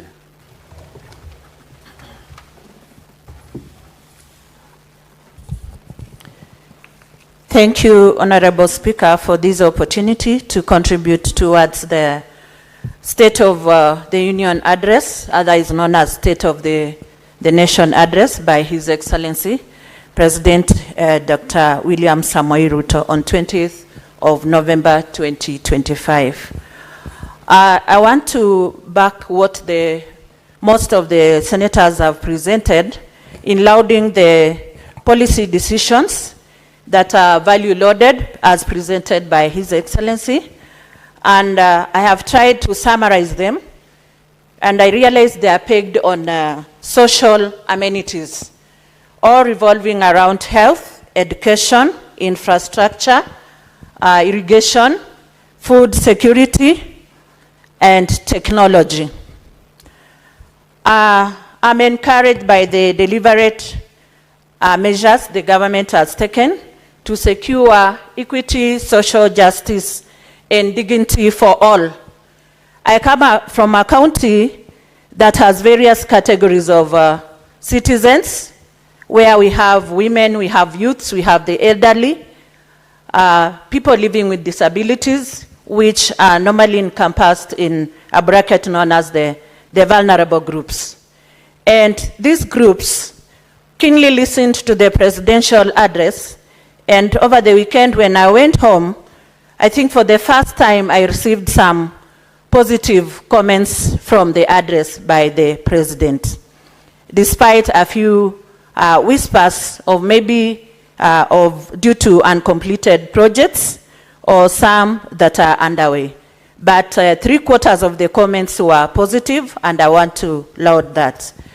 I want to affirm the support for the transformational agenda that encompasses the transformative projects that the president highlighted in his address. And I want to break them down into the following elements. One, about protection and empowerment of the vulnerable groups. I want to welcome the clear government commitment to vulnerable Kenyans under the Social Health Authority, that is the famous SHA. Now we have 27 million members registered under SHA, more than triple the number of the previous NHIF. So that is a plus. And maybe what we would like to encourage is to have an enhanced cancer coverage, diabetes screening, hypertension screening, and other communicable and non-communicable diseases to be encompassed in that. The presidential directive that 2.3 million vulnerable Kenyans, including widows, have their health insurance paid by the state. So what most of the senators have presented is that still there are some whispers about SHA. So maybe the relevant authorities, we cannot keep directing everything to the president. He has delegated some of these duties to the cabinet secretaries, the PSS, and all those other members that represent various ministries and departments. So it is a clarion call that the members they roll up their sleeves in overseeing the work in their departments. I want to add that we call for prioritized registration, follow-up and monitoring to ensure vulnerable groups, especially the widows, the youths, people with disabilities from rural communities, benefit fully from these initiatives. We also want to advocate for targeted economic programs for widows, including access to Hustler Fund, credit repair, and MSE support. Widows, women, and other vulnerable groups normally have a challenge. Therefore, in this address, we want to point out that there is need to advocate for to encourage the rollout of legal support structures for widows, especially who are facing land disputes, inheritance issues, or economic exclusion. And as a leader, I also advocate the same for the widowers, because we have widows and widowers. Although from the community where I come from, widows outweigh the widowers. But still we have to support them because there are some who are very vulnerable. Looking at healthcare, this is a lifeline for the vulnerable-headed households. So I want to applaud the nationwide deployment of 107 community health promoters who happen to be the primary healthcare workforce in history because they are trained and they are equipped. Healthcare is the foundation of human dignity under SDG number 3 and under our constitution. That is from Article 43 of the Constitution of Kenya 2010, Clause 1, A up to F, number 2 and 3. It highlights the economic and social rights. So when we look at health, we normally say that health is wealth, and a healthy nation rather, or a healthy populace boosts production, and therefore that enhances our economic status. I want to comment on food security and agriculture, where the president gave a raft of revitalized value chains Remember when he came in office, people were scampering around with sufurias on their heads in all aspects, not just for eating, but also as an income-generating activity, since we grow a lot of agricultural products, like we have sugarcane, we have coffee, we have tea, we have maize, and maize is our staple food in Bungoma County. So I want to thank that. However, I want to encourage that the relevant department enhances integrated digital platform to register farmers, to have a Kenya Agricultural Management Information System that will have a complete data of all the farmers and categories of farmers vis-a-vis the crops that they plant. So agriculture is the backbone of our economy in Kenya, and therefore I want to laud the President for having a keener eye on it. I also want to comment about affordable housing and markets. I come from a community that embraces good housing and even entrepreneurship. They are very much into business, and we have to support the 230 affordable houses and 276 new markets that will provide dignity, safety, and income for women in Bungoma County, especially the widows and other entrepreneurs. We have several market stalls in Chwele, in Chepkube, in Kandui, in Mount Elgon, in Kamkuywa, in Webuye, in Tongaren, and in Bumula. So we want to emphasize housing and market infrastructure as tools for real social protection. Then we have MSMEs, Hustler Fund, and Youth Opportunities, where we saw the President the other week launching the Nyota program or initiative in Mumias. So 80 billion has been dispersed through the Hustler Fund, with millions removed from CRB lists. Most of them had been blacklisted, but the President has made an effort to ensure that they are removed from the CRB lists in order to enable them to access credit facilities and boost their businesses. In line to this, I want to encourage the creation of a widows economic empowerment window within the Hustler Fund. Sorry, am I out of time? Not yet. Thank you. And I also want to comment about education.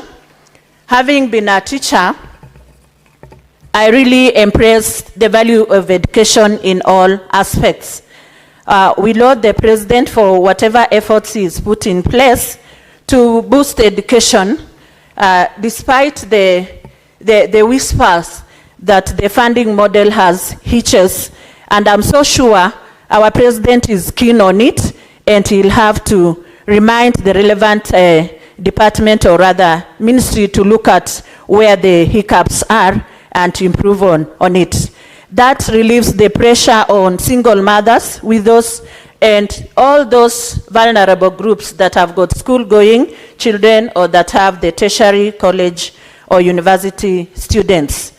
I want also to support the massive teacher recruitment and student-centered funding model, and encourage that the teachers' welfare is improved right from ECDE to up the other levels of education. Otherwise, it is a good move. About water, dams, irrigation, and all that, I think this one is a backbone for rural women, and it boosts their agricultural production, and it also even enhances our environment as we are looking at the environmental tree cover, environmental protection, and conservation. Lastly, let me not forget about digital transformation.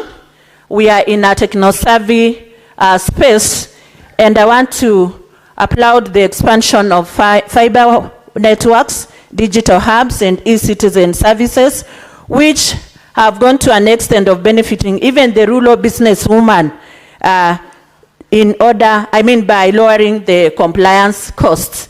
However, there is need to have capacity building for them, since most of them are not AI compliant. So there is need to have capacity building and awareness programs to enable them advance to this level.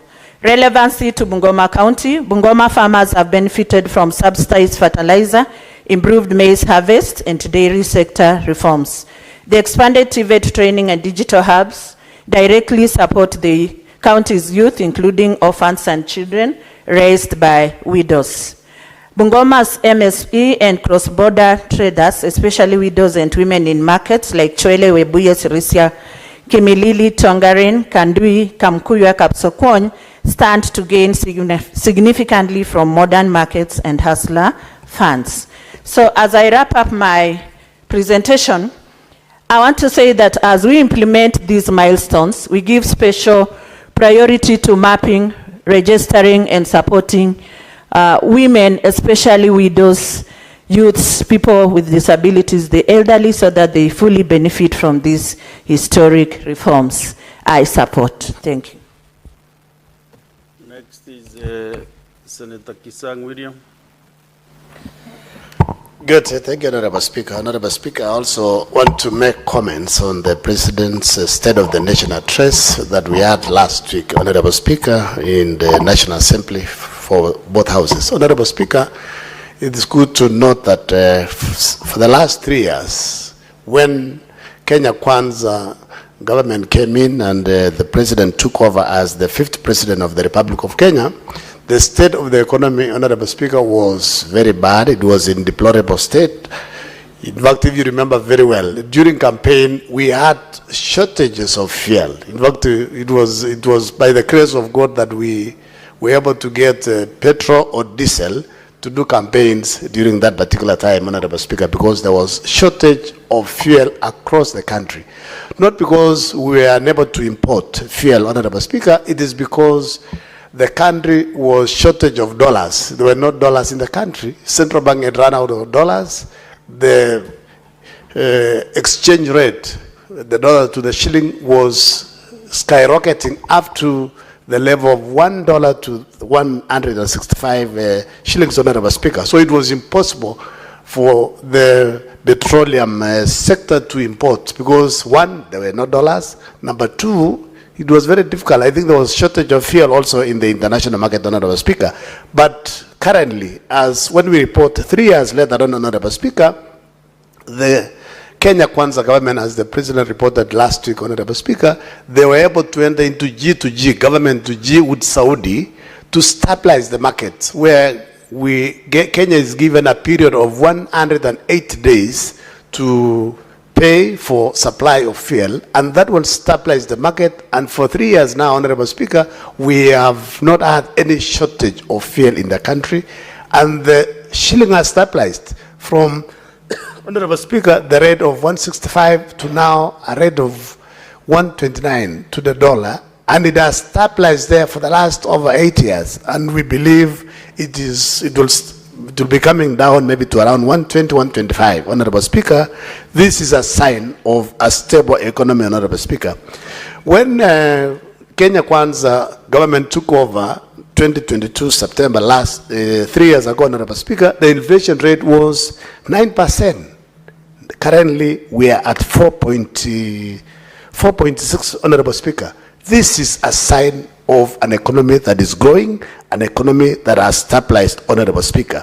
Honorable Speaker, 3 years ago, as it's reported by also Central Bank and the Treasury, and the President gave us the report, Honorable Speaker, our GDP at that time stood at $115 billion, Honorable Speaker. As of today, Honorable Speaker, we are at 136 billion US dollars, Honorable Speaker. I don't know why people are complaining that the economy is not doing well, that we are not getting a proper report, Honorable Speaker, but the naysayers, they have to say something. But you have seen, Honorable Speaker, for the last over 1 year, Honorable Speaker, you've not seen people in the streets putting the suburias in their heads, as it's been reported. 2022 was very difficult. Early 2023, people were talking about food. The cost of food was very high. Now the cost of food, a kilo of unga, Honorable Speaker, has come down as low as 100. And by the time Kenya Kwanza took over, Honorable Speaker, it was over 300 shillings per packet of unga, Honorable Speaker. Honorable Speaker, you know, basically my bed subject also is ICT. When Kenya Kwanza government took over, the number of kilometers of fiber optic in the country was less than 70,000. Now we have surpassed over 100,000 kilometers of fiber optic across the country. You go to the main highways, the one towards your county, Isholo, all the way to Moyale. There is already fiber that has been laid all the way to Moyale.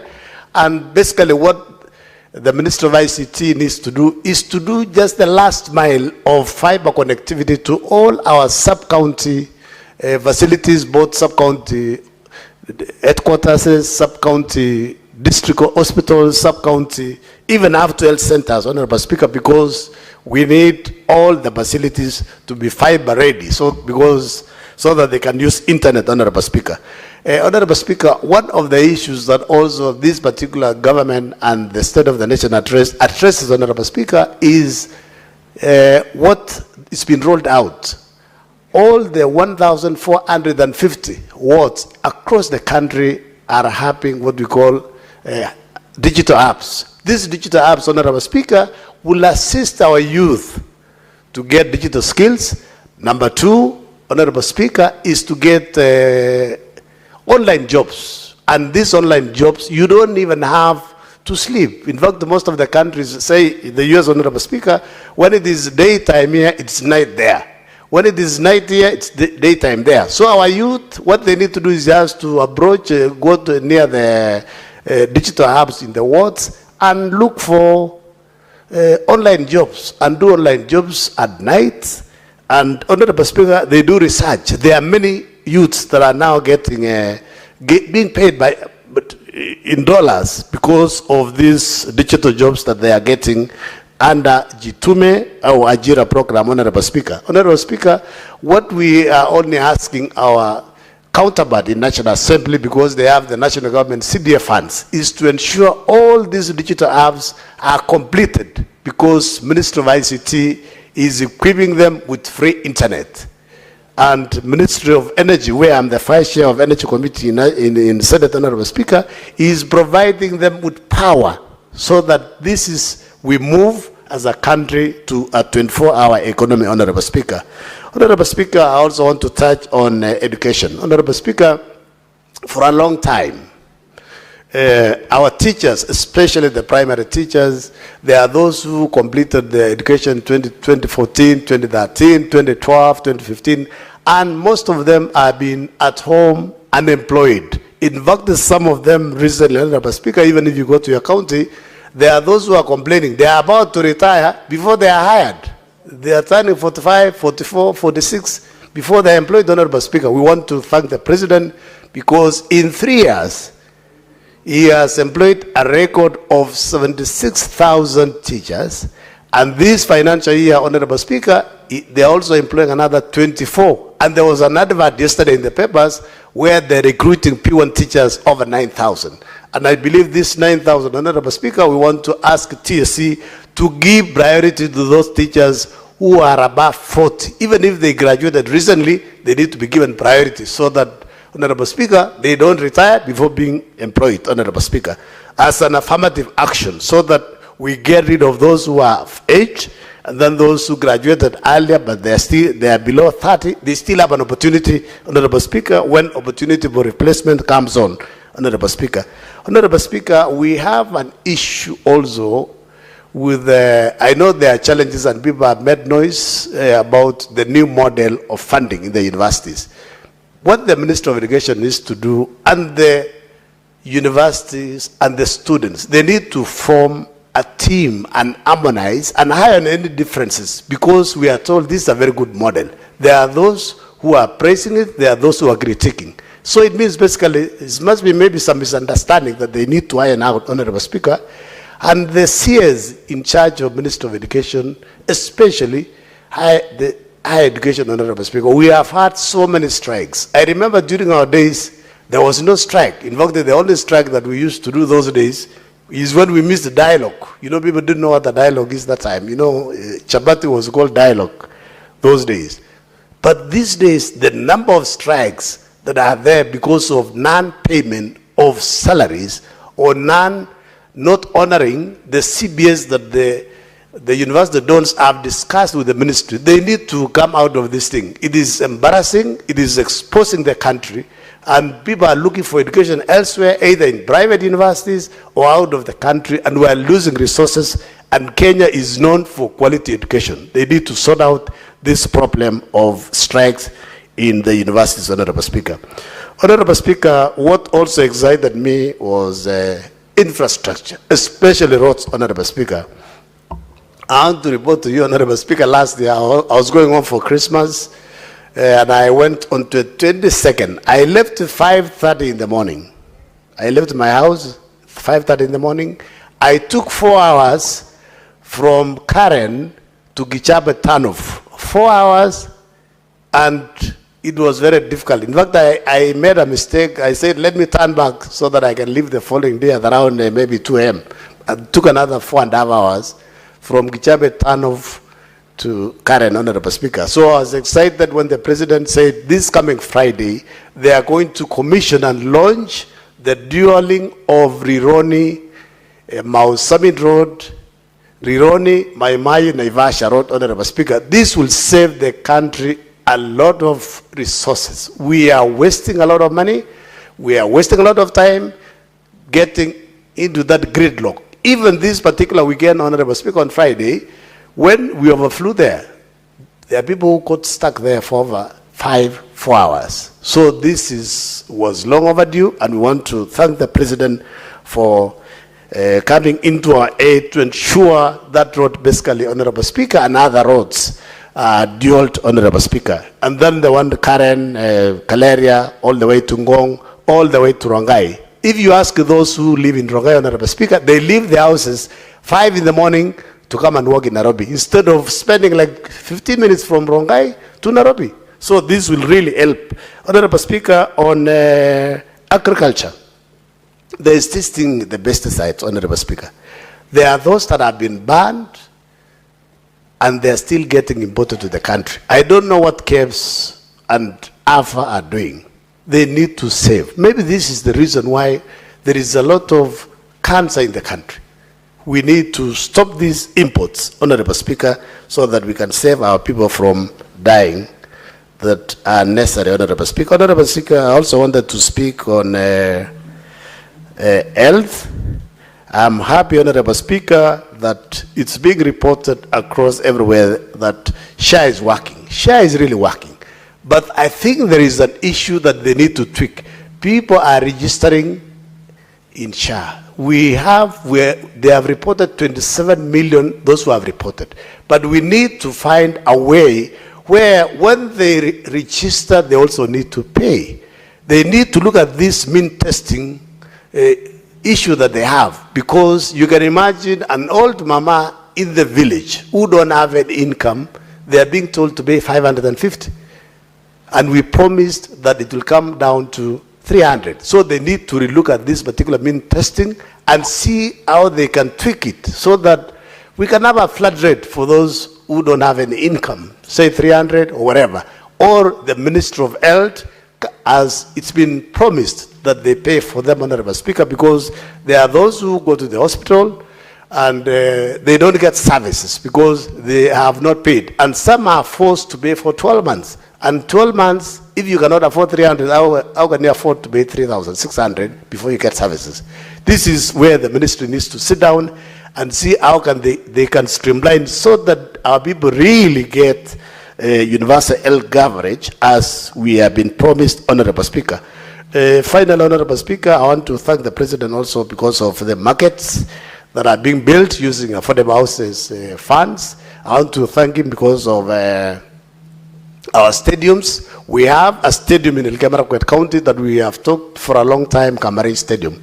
And I want to urge the Ministry of Sports to fast track, because that stadium, our athletes in Iten, and Iten is the international hub of training.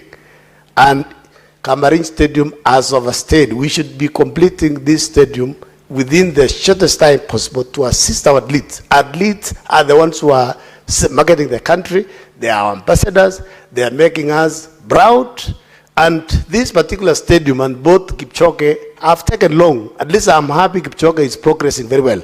But Kamarin, the contractor, reported recently, and I'm told he is not on site now. I don't know what is ailing this particular project. I want to urge the ministry to move with speed so that our athletes can move back from Gibson Secondary School, where they are currently training, and go to Kamarin, where we'll have proper facilities, we have proper sanitation and proper facilities to even test if there are any of athletes who will maybe undertake some topping. Honorable Speaker. Honorable Speaker, finally, Honorable Speaker, I want to talk about the issue of debt. You know, there is no way. We need to allow the executive to look for resources to develop the country. Even ourselves here, you can't grow if you don't borrow. You can't grow if you don't get a loan. So loans must be taken and loans must be paid. So we allow the country to borrow and give us services, and we pay taxes. Next is Senator Mwinyi Haji Mohamed Faki. Asante Mheshimiwa Spika kwa kunipa fursa hii kuchangia hotuba ya Rais ambayo alitoa katika bunge wiki iliyokwisha. Kabla Senator Kisanga hajatoka, Mheshimiwa Spika, nilikuwa tunataka kumjulisha kwamba amezungumzia digital hubs katika kila ward. Lakini kule Mombasa niko na ward 30 na 90% ya ward hizo, Mheshimiwa Spika, hazina hizo digital hubs. Kwa hivyo anapozungumzia ward 1550 katika Kenya ambazo zina digital hubs, zile za Mombasa ambazo ni 30, 27 hazina hubs hizo ambazo amezungumzia. Mheshimiwa Spika, hotuba ya Rais ilitoa matumaini na vile vile pia ikaleta biwi la giza, kwa sababu kuna mambo mengi ambayo aliyazungumzia lakini yana changamoto nyingi. Mheshimiwa Spika, hotuba ile ilitoa taswira kwamba mambo ni shwari katika nchi ya Kenya, kwamba tuko katika barabara ya kwenda Singapore. Tutakutana na Singapore hapo mbele kwa siku za usoni.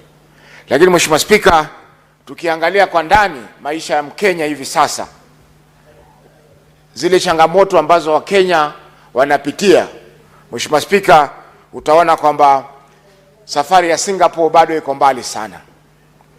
Mheshimiwa Spika, kweli barabara na miundombinu ndio tunaweza kusema jambo ambalo litaleta maendeleo katika nchi yetu, lakini vile vile elimu, afya kwa wananchi wetu, na vile vile pia hali ya uchumi ni vitu muhimu sana ambavyo lazima tuweze kuvizingatia ili tuweze kufikia upeo wa maendeleo. Mheshimiwa Spika, maelezo kwamba atajenga barabara ni mambo ya kutia moyo, kwa sababu mara nyingi usafiri unakuwa shida kwa wakulima kuleta bidhaa zao katika masoko.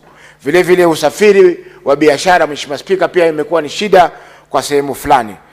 Kwa mfano Mheshimiwa Spika, safari ya gari ya basi hivi sasa kutoka Nairobi kuja Mombasa, kwenda Mombasa, inachukua takriban masaa 10, ambapo SGR wanakupeleka kwa masaa 4, ndege ni dakika 45. Iwapo ile barabara ingejengwa barabara mbili ya kwenda na ya kurudi, ingekuwa ni rahisi Mheshimiwa Spika watu kusafiri kwenda Mombasa kwa biashara kwa muda usiopungua masaa 4. Mheshimiwa Spika, tumeona kweli nyumba zinajengwa za kisasa, lakini nyumba hizi nyingi Mheshimiwa Spika hazijakuwa katika uwezo wa wananchi wa Kenya.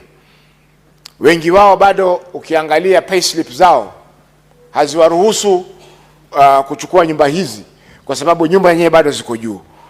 Vile vile Mheshimiwa Spika, tukiangalia uchumi, leo asubuhi nilikuwa ninasoma gazeti na nikaona mkurugenzi mkuu wa Banki Kuu ya Kenya Dr. nimesahau jina lake, lakini anasema kwamba deni hivi sasa limefikia trilioni 11.8, yani 11.8 trillion ndio deni linalodaiwa Kenya kwa sasa. Mheshimiwa Spika, deni hili liko sehemu ambalo ni la nyumbani, yani domestic debt, na ile foreign debt, Mheshimiwa Spika. Na kwa sababu ya uchumi wetu haufanyi vizuri na kuna shida ya fedha katika uchumi, inakuwa ni shida, Mheshimiwa Spika, kwa serikali kuweza kulipa madeni yake,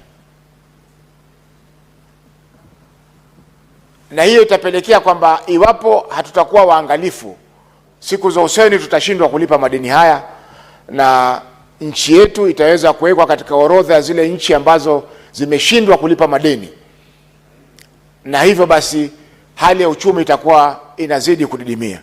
Mheshimiwa Spika, tukiangalia hivi sasa tunachukua pesa za wafanyaji kazi kupitia kwa housing levy, zinakusanywa, alafu pesa zile tunanunua treasury bills kwa Central Bank. Tunachukua pesa tunazikopesha Central Bank, na Central Bank inatukopesha sisi, inatukopesha tena nchi ili iweze kufanya miradi. Kwa hiyo Mheshimiwa Spika, tunazidi kujibandikiza madeni na riba, ambayo riba ile Mheshimiwa Spika mara nyingine inakuwa zaidi ya zile deni ambalo limechukuliwa, kwa sababu hatuwezi kulipa zile pesa ambazo tunalipwa kama riba kutoka kwa Central Bank, hazilingani na zile pesa ambazo Central Bank inatuchaji sisi wakati wanatupa mikopo ya kinyumbani. Kwa hiyo Mheshimiwa Spika, swala hilo la uchumi ni lazima liangaliwe kwa undani zaidi, kwa sababu rais hawezi kutupa sura kwamba mambo ni shwari wakati mkurugenzi mkuu wa Central Bank anasema kwamba tuko katika hali mbaya ya madeni. Mheshimiwa Spika, jambo la pili, tunajenga viwanda. Utaona kwamba kuna kaunti takriban 25 zilipewa pesa katika muhula wa mwaka jana, mwaka 2024-25 kujenga zile vituo vya viwanda, industrial parks katika maeneo yao. Mheshimiwa Spika, tulitarajia kwamba kwa mwaka huu wa fedha ya mwaka 2025-26 wataweza kuongeza kaunti nyingine ili tuweze kumaliza kaunti zote 47, lakini Mheshimiwa Spika, jambo hilo halikuweza kufanyika kwa sababu pesa hazikuweza kutimia. Hivyo basi waliweza kutoa tu pesa kwa zile kaunti ambazo zilipata mwaka jana fedha hizo ili waweze kumaliza vile vituo. Kwa hiyo Mheshimiwa Spika, tunaona kwamba hata kama ni kimaendeleo, kaunti haziendi sawa sawa. Kuna nyingine zinapata nafasi zaidi kuliko nyingine. Kwa hivyo kujenga nchi ya Kenya ili iwe sawa sawa na nchi ya Singapore, Mheshimiwa Spika, itakuwa ni ndoto. Vile vile Mheshimiwa Spika, tukiangalia kaunti zetu nyingi, nikizungumzia kaunti za Pwani, hazina maji Mheshimiwa Spika. Tutajenga viwanda vipi ikiwa hakuna maji, hata maji ya kunywa? Tutajenga viwanda, tutajenga majumba vipi, affordable housing? Wale watu ambao wataishi katika zile nyumba watapata maji wapi Mheshimiwa Spika? Ukija Mombasa Mheshimiwa Spika, hivi sasa utaona magari ya kuuza maji, water boozers, imekuwa ni biashara nzuri. Kila mtu ananunua water boozer aweze kuuza maji. Tutajenga nyumba, kwa mfano ukienda katika katikati ya mji wa Mombasa hivi sasa Mheshimiwa Spika, utapata watu wana mikokoteni wanazungusha maji, wanafanya biashara ya maji ya mikokoteni. Maji haya Mheshimiwa Spika, hatujui yametoka wapi, labda si safi kwa mwananchi kunywa. Kwa hiyo Mheshimiwa Spika, hatuwezi kuendelea ikiwa mambo madogo madogo haya ambayo ni ya kimsingi, very basic, ukosefu wa maji Mheshimiwa Spika, hatuwezi kuendelea ikiwa tutakuwa hatuna maji.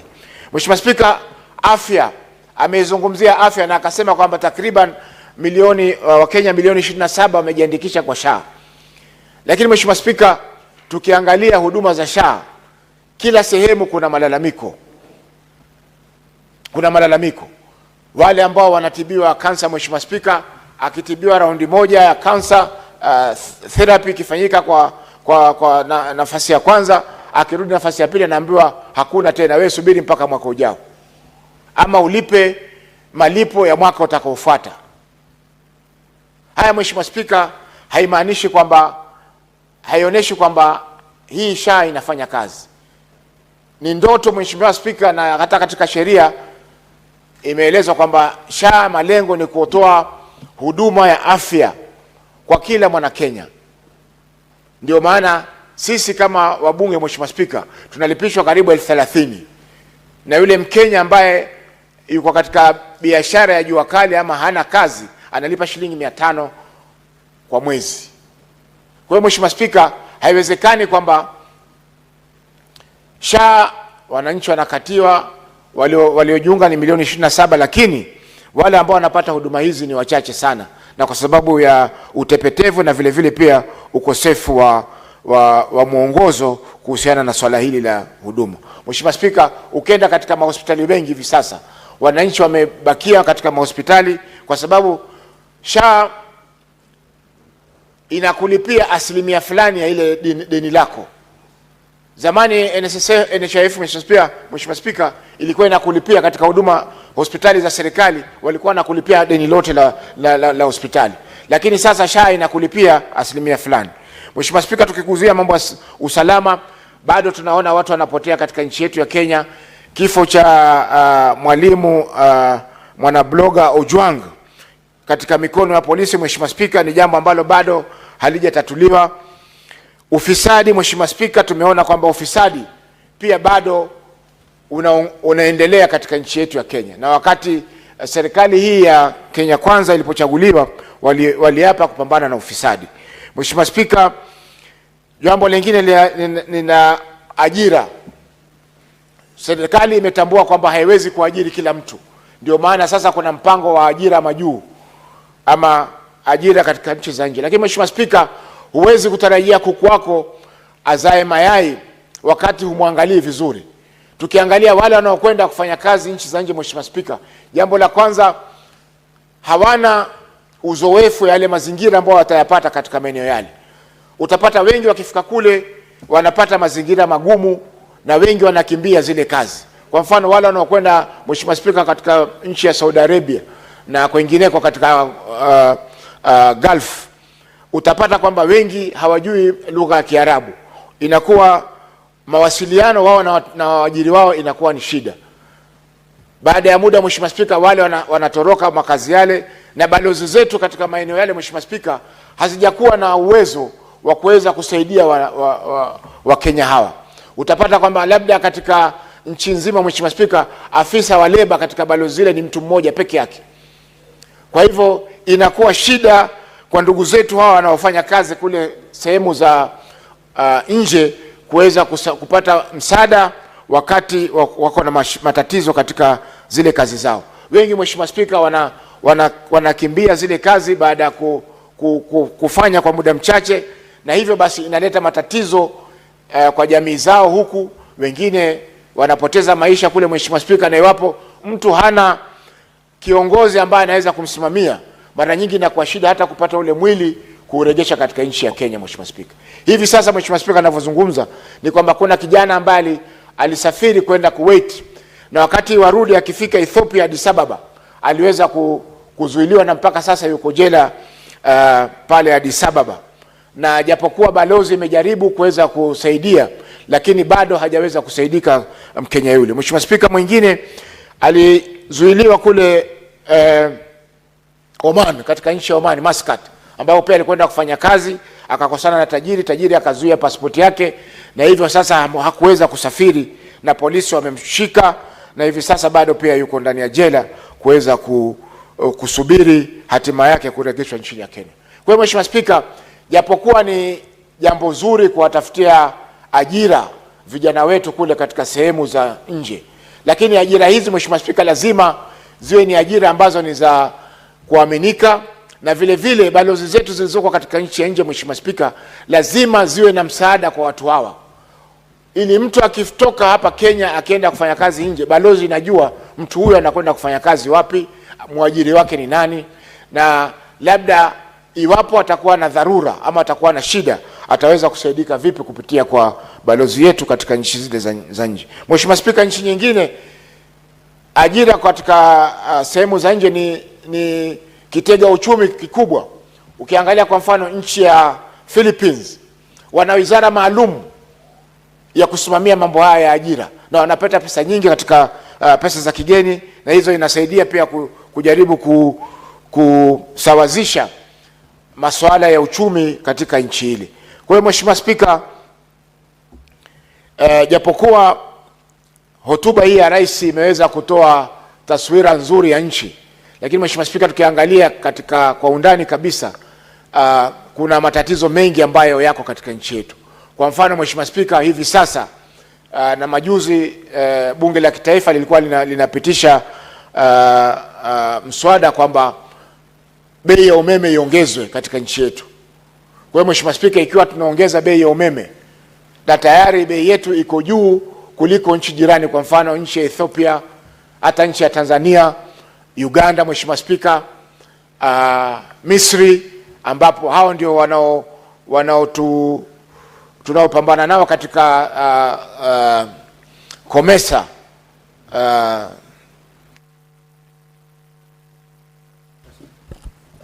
Senator, give him 1 minute to conclude. Senator Faki, take 1 minute.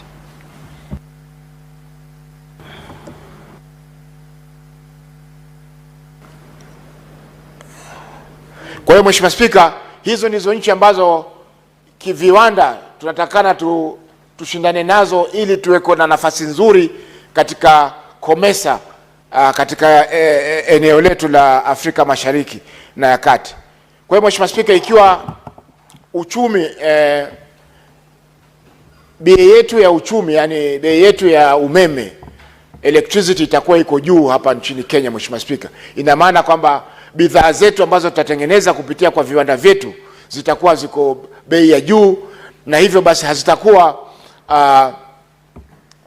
attractive ama hazitakuwa nzuri katika soko, na hivyo basi tutashindwa na zile nchi nyingine kiuchumi, kwa sababu bidhaa zao zitakuwa zina nafasi nzuri ya kununuliwa kwa sababu bei yake ni chini kutokana na gharama ndogo ya uchumi. Mheshimiwa Spika, asante kwa kunipa fursa hii. Senator Mudhama Agnes Kavindo. Thank you, Mr. Speaker, for giving me this opportunity to put my points also about the State of the Nation address by the President. Mr. Speaker, I just want to touch on a few things that are completely not working in this country. And I will start with SHA. Mr. Speaker, every day I receive so many calls from my people of Machakos complaining about SHA. First of all, when we had the NHIF, people could pay quarterly or 6 months and then they complete the year. These days they are told to pay whole complete year, 7,000. And after paying for that, they go see a doctor and the doctor prescribes medication for them to go and buy after they have already spent all the money that they had. That's a big challenge, Mr. Speaker. When we had NHIF, cancer patients were being treated free of charge. Mr. Speaker, when we had also the Linda Mama, our mothers used to go to the hospital, deliver their babies, and they even given diapers to go back home with, free of charge, Mr. Speaker.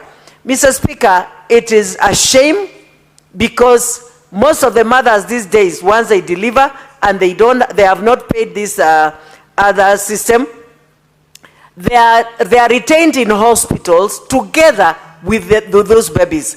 Imagine an infant being retained in a hospital for lack of payments. This child is very innocent, and this is something that the president should talk to the concerned people, and because health is devolved, Mr. Speaker, I think more money should be devolved so that our health systems can work properly, because there is a lot of challenges in health. Another one is education.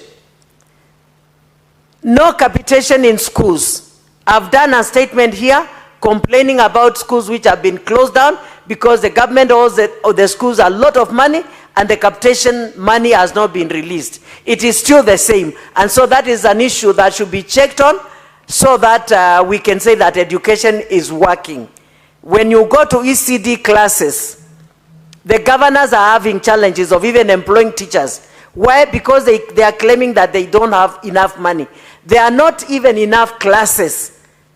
When you go there on your oversight mission, they tell you that there is no money. Go and defend us. Release more money to the counties. And that is the complaint, Mr. Speaker. And I don't know if the people who are in these ministries are telling the president exactly what is happening in their ministries, that they may devolve more monies, because every function follows, money. Once a function is devolved, it must follow, money must follow the function. The other thing is about security. Security is a big issue in our country. I know safety begins with us, security begins with us, but when we talk of Gen Zs who are being killed left, right, and center, abductions, something must be done. And the president sometimes back promised that they were going to compensate the Gen Zs who were killed. To date, they've not been compensated, because I have one Rex Masai, who the mother still calls me about compensation, and many others. These are issues that the president should address and put them back so that Kenyans can move forward. Another thing is affordable housing. This affordable housing, everyone working with a payslip is deducted money for building these affordable houses. And the same houses are built on the land which belongs to the government of Kenya. And the people who are building their houses still sell the houses. The houses are built with our own money. The same houses are sold to us. And they are actually not, the right people who should be receiving those houses don't even get them. These houses are owned by very rich people, not the poor. The poor who get them are very few, but majority of them are owned by very rich people. And this is something that the president should look into. And I don't think the people who are concerned are telling him the truth about this. The president must know the truth about the affordable houses. The other thing is that I've seen demolitions going on in this country in the name of building affordable houses. Like right now here in Nairobi, there are demolitions that are going on, and those people are sleeping out and it is raining. Before the demolition, so that the affordable houses can be built, these people should be moved into a safe place so that they can be in a safe place. Then the demolition goes on, and after the affordable houses are built, I expect the same people to be the first ones who should own those houses. But it is not like that. These houses are being owned by very rich people, and the president should look into this. The other thing is corruption that is going on in this country, and especially where land is concerned. Mr. President should look into this, and I don't think the minister, the CS for lands, is telling the president the truth. I've had issues in Machakos of land. Mabonyenye too, they come and buy those lands from the poor. The poor are being kicked out in the name of their squatters.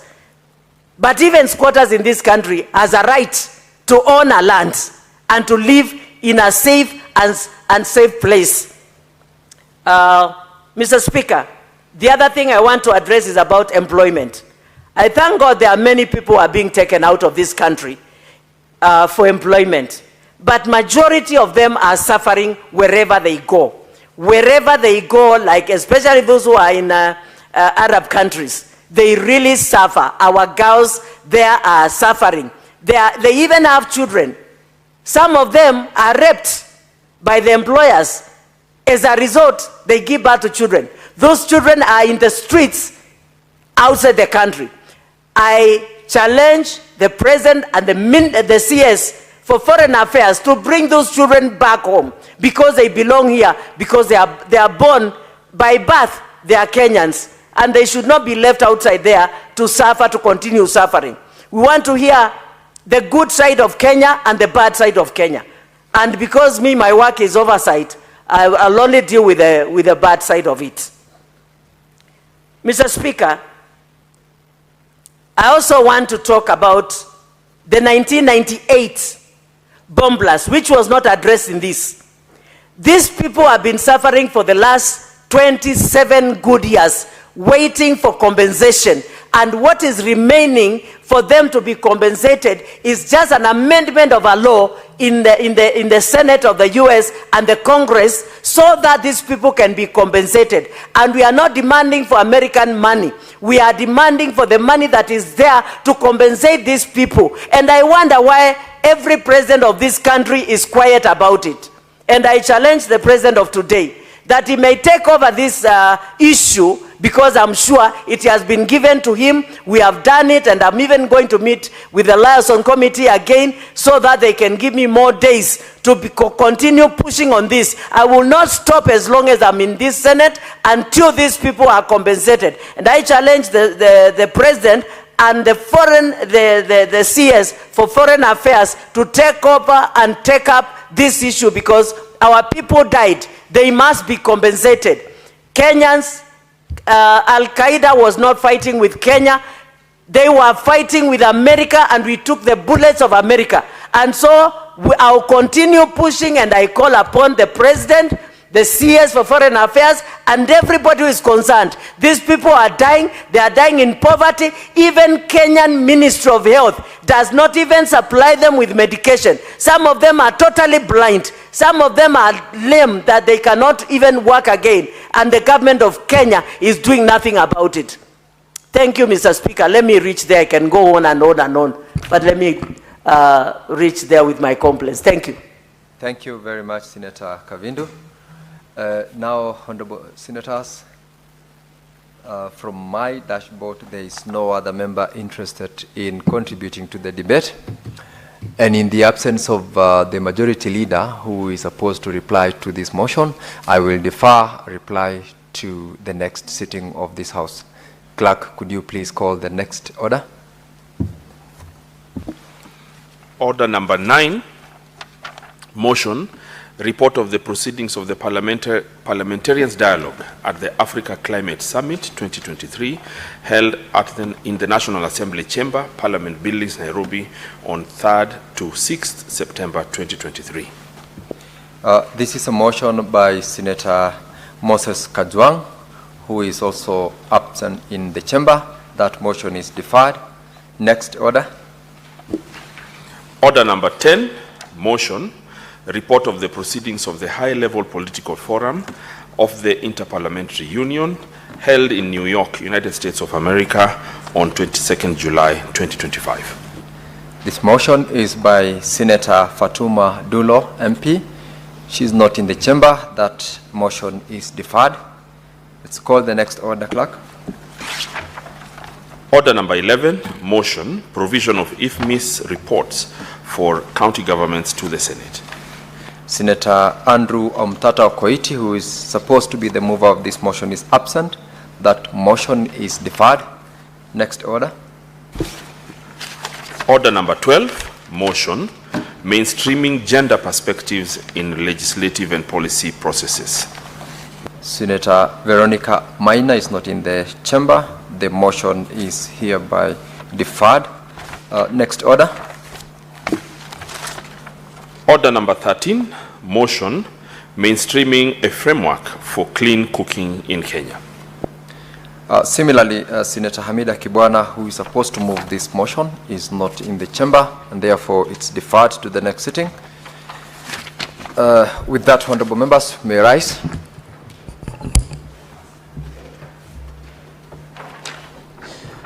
Now, honorable senators, there being no other business on the order paper, the Senate stands adjourned until later today, Wednesday, 26 November 2025 at 2:30 p.m.